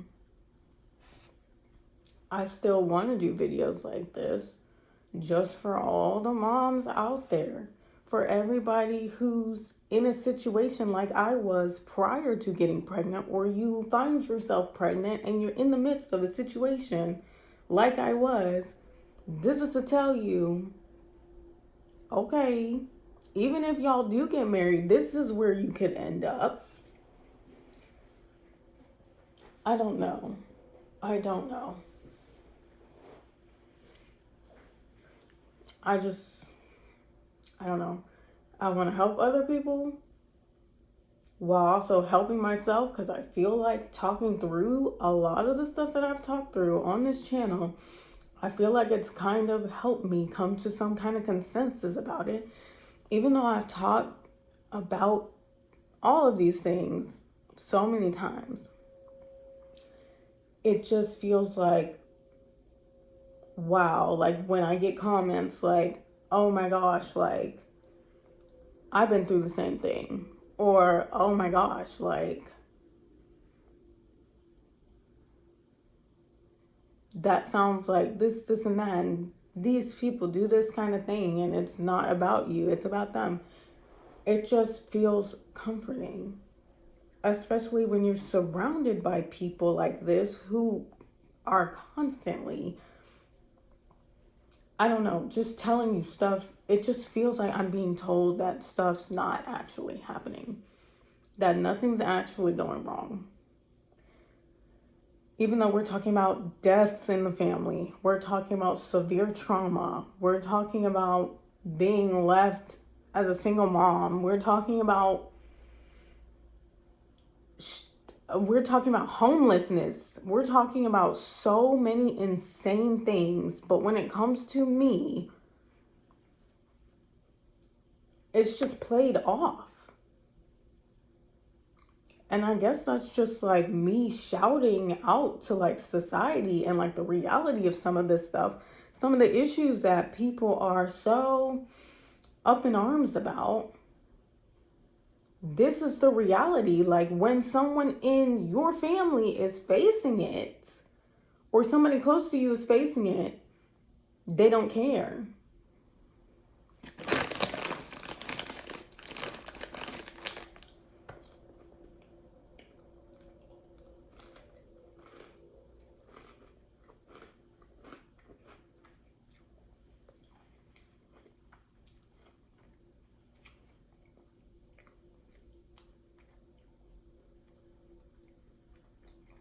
Or they get blamed, or they're left to pick up the pieces. That was all I seen in that shelter, was women left to pick up the pieces of a shit man or a shit family. That's all I saw. Of course, some people had their victim mindsets, right? Other people, it was clear that they'd been let down from the start. And that they were in full contact with family members as close to them as their moms,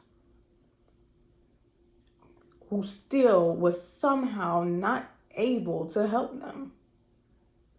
That's the reality.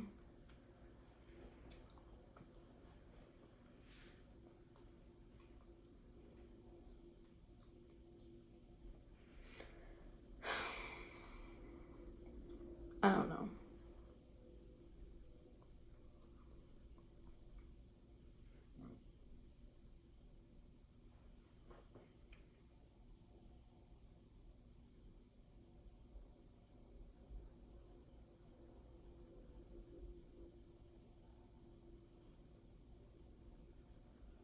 I really don't know. I don't know what I'm going to do besides eat.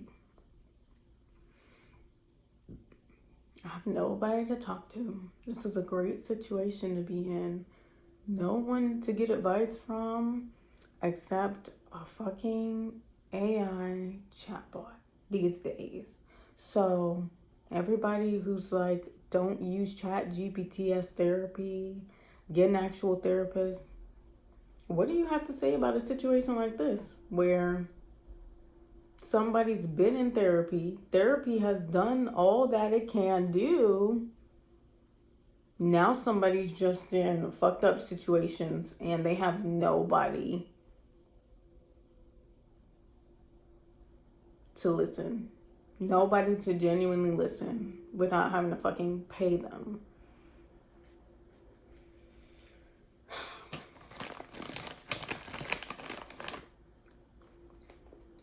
It's like at some point, don't you become so self-aware that you're like, wow, I'm still lonely because the only person I have to talk to who seems to understand me, I'm paying them to listen to me, and they paid to learn how to be understanding.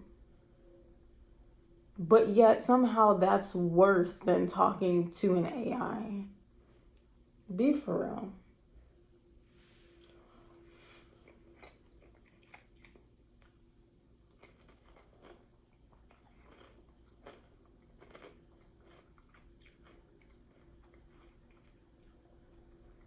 I don't know. This is just me venting because, everybody else in my life, when something goes wrong, they can just like bash me behind my back.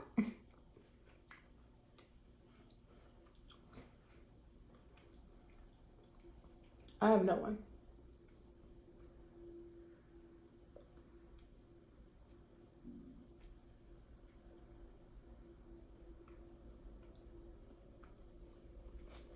But yeah, it's like, God forbid a woman get pregnant. She had a very traumatic environmental type of experience that had nothing to do with the pregnancy itself. Everybody just decided to lose their shit when she got pregnant last time. God forbid she wants some peace in her second pregnancy. God forbid.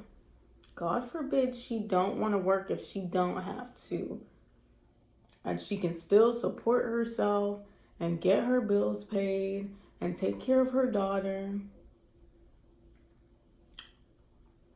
God forbid. She's a waste of space still.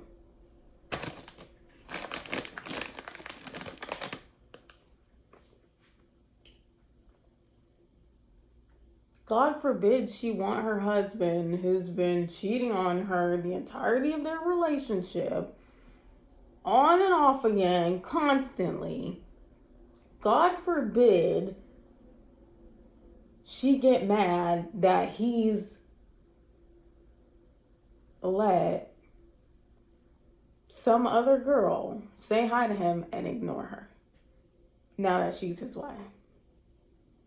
God forbid. That's oh so wrong. It doesn't make any sense. Yeah.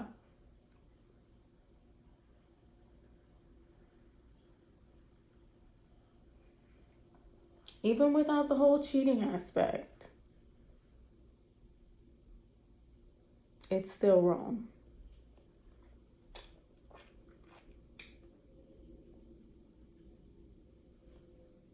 But of course, I'm just dramatic. I'm crazy. I just want to start a problem. I just needed an excuse. I just want him to fight with his family members. I'm making shit up.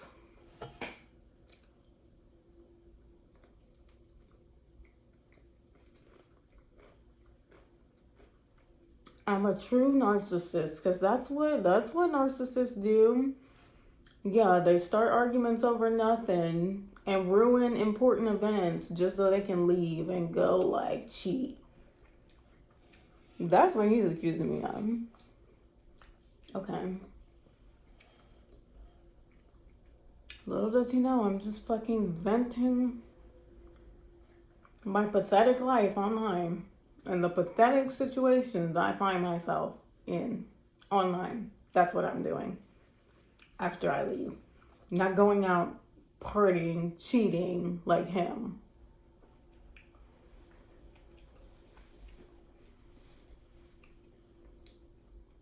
And trust me, the only thing stopping him from doing that right now is the fucking box on his ankle.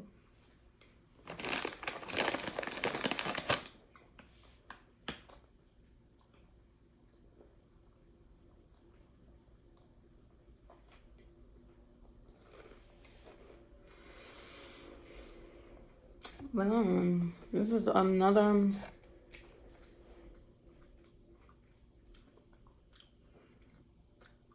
ridiculous 4-hour event. Like,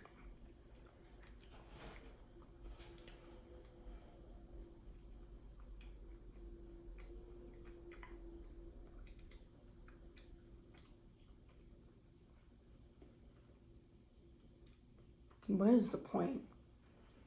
And then people would take videos like this and be like, that's why I'm never having kids. What does the child have to do with it?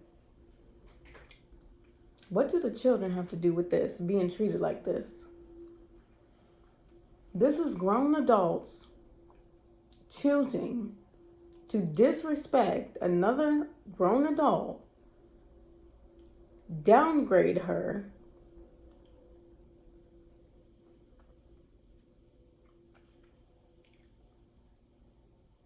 for their own benefit.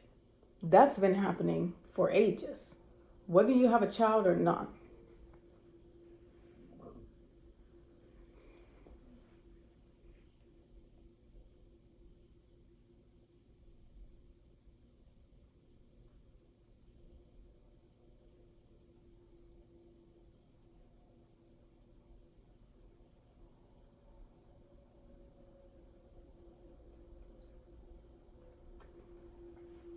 I don't know. I keep saying I don't know. I really do not know. I do not want to spend the night here in this apartment, especially without my daughter here. There's no noise.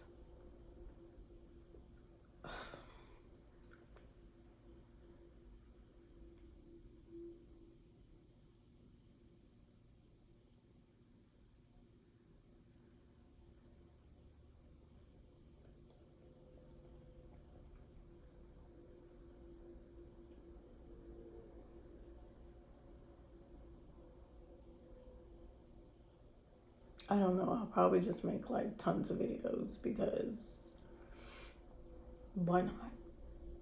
Why not? If it helps me, I'm sure it helps somebody else. And I just do not want to hear the silence for too long. You'd be shocked because I lived in the quietest house for so long.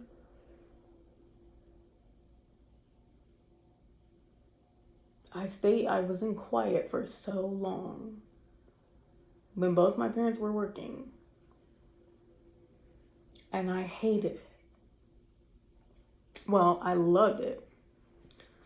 I loved it. When my parents would leave, and then it was like, okay, there's no chance to hear them fighting and arguing. There's no chance for my dad to just suddenly like explode and go off.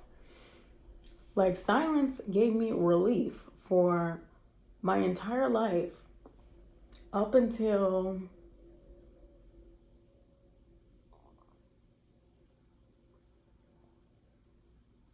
I guess up until moving into this place, because I remember the silence in this place. I was so fucking paranoid.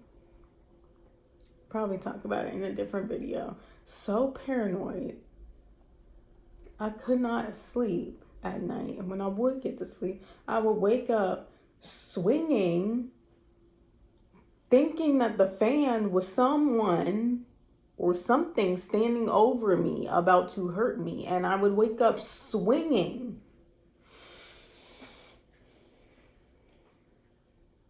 And to still be dealing with like nightmares. I don't know.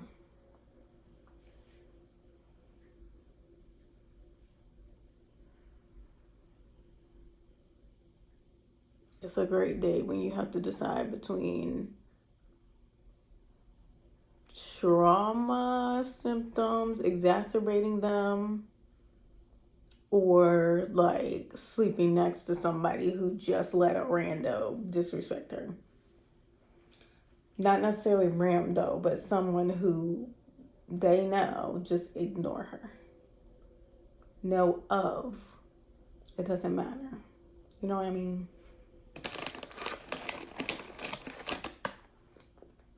Just let someone joyfully ignore her.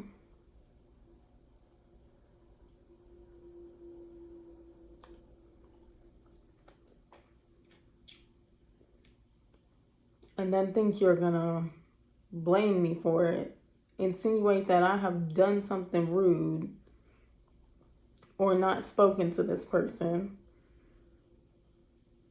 even if us never speaking before would make her talking to my husband and not me okay, which it wouldn't.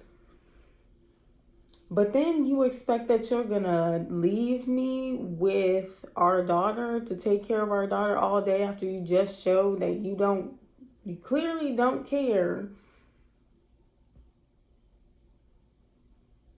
Or, care about witnessing me be ignored. You don't care.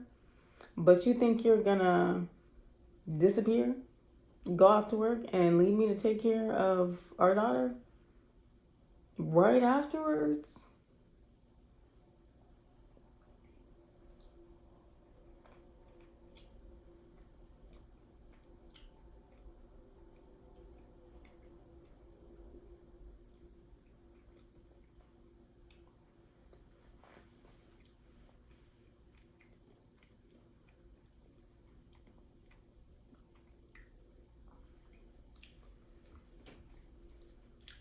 don't know. He won't connect the dots. Nobody will.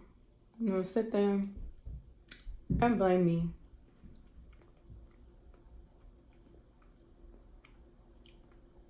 And perpetuate his little narrative that I'm trying to break up their family, that I'm a liar. Because now 2 girls have lied and said that, oh, it's me who's lying. In like a 3-month time span. Now it looks real official, right? It looks super official because now it's somebody outside the family saying that I'm a liar. But this time my husband was there, knows that person is lying, but is still going to let his brother and his entire family, when they ask what happened, think that I was lying.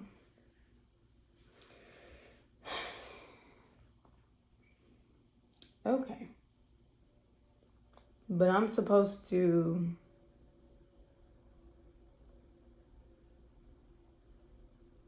get left with the baby.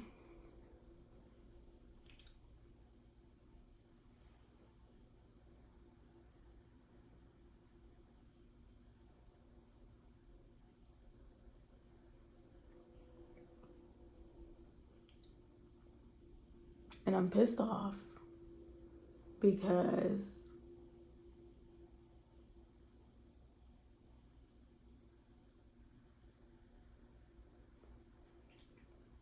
I don't know.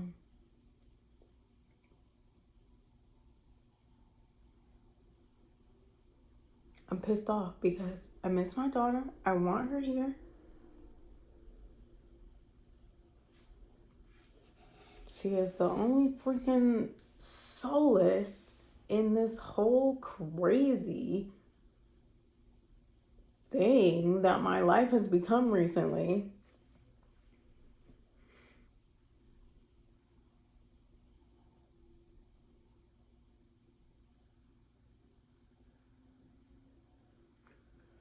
Oh, this is so dumb.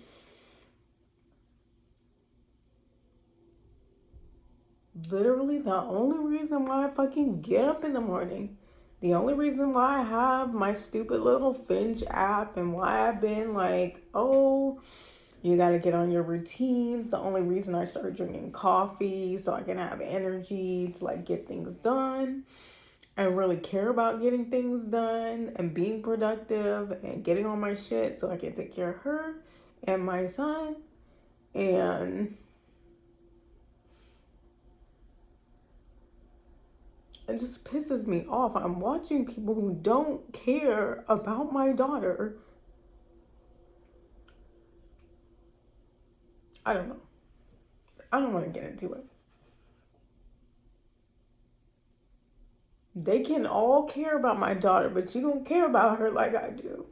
Obviously, because look at the kind of stuff that was going on while I was pregnant. You didn't care until you saw her.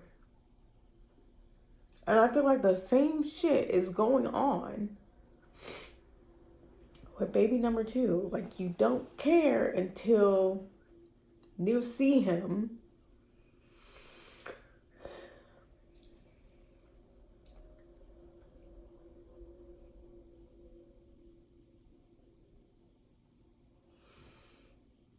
I don't know.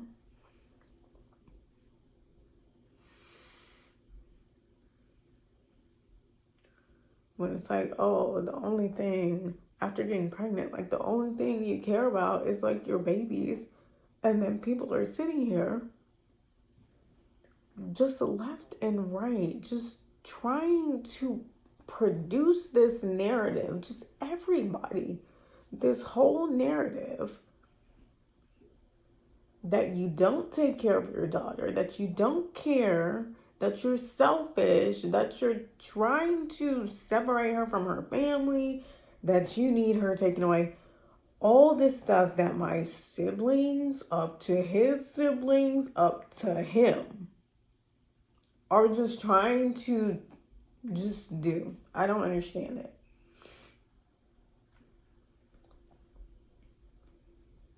I don't understand.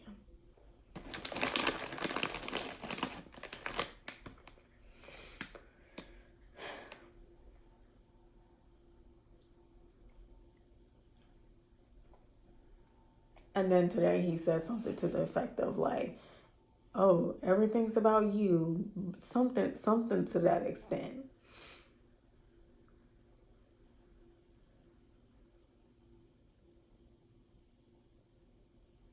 Or you are trying to tell me I care about the wrong things.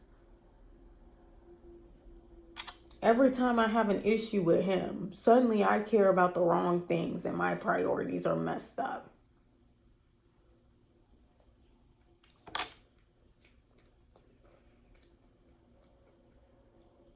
It don't even be the actual incident.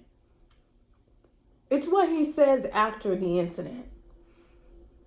Every time. Like after I make it clear, wow, I'm not happy that you didn't say anything just then.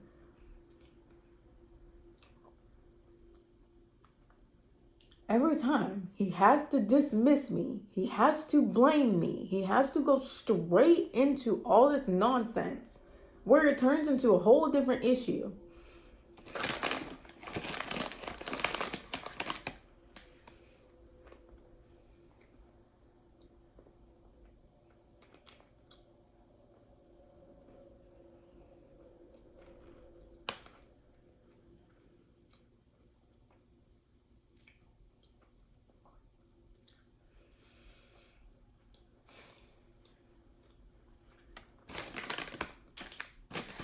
I don't know, y'all. It's 8 o'clock.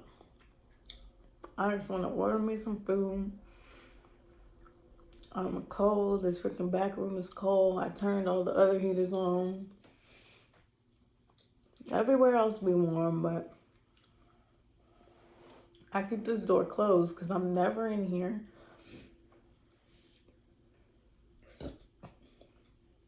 And just the other day when I tried to plug in my other space heater into the wall, it blew the out. So I don't know. I gotta find the socket that has enough voltage, even for that. Back here in this room, and this is the room where I have the Wi-Fi hooked up. So that blew out. So the Wi-Fi blew out. Anyway.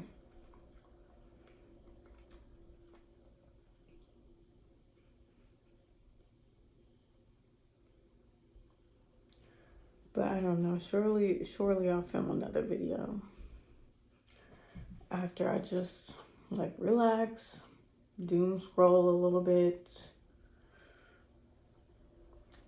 type on ChatGPT, and just, I don't know.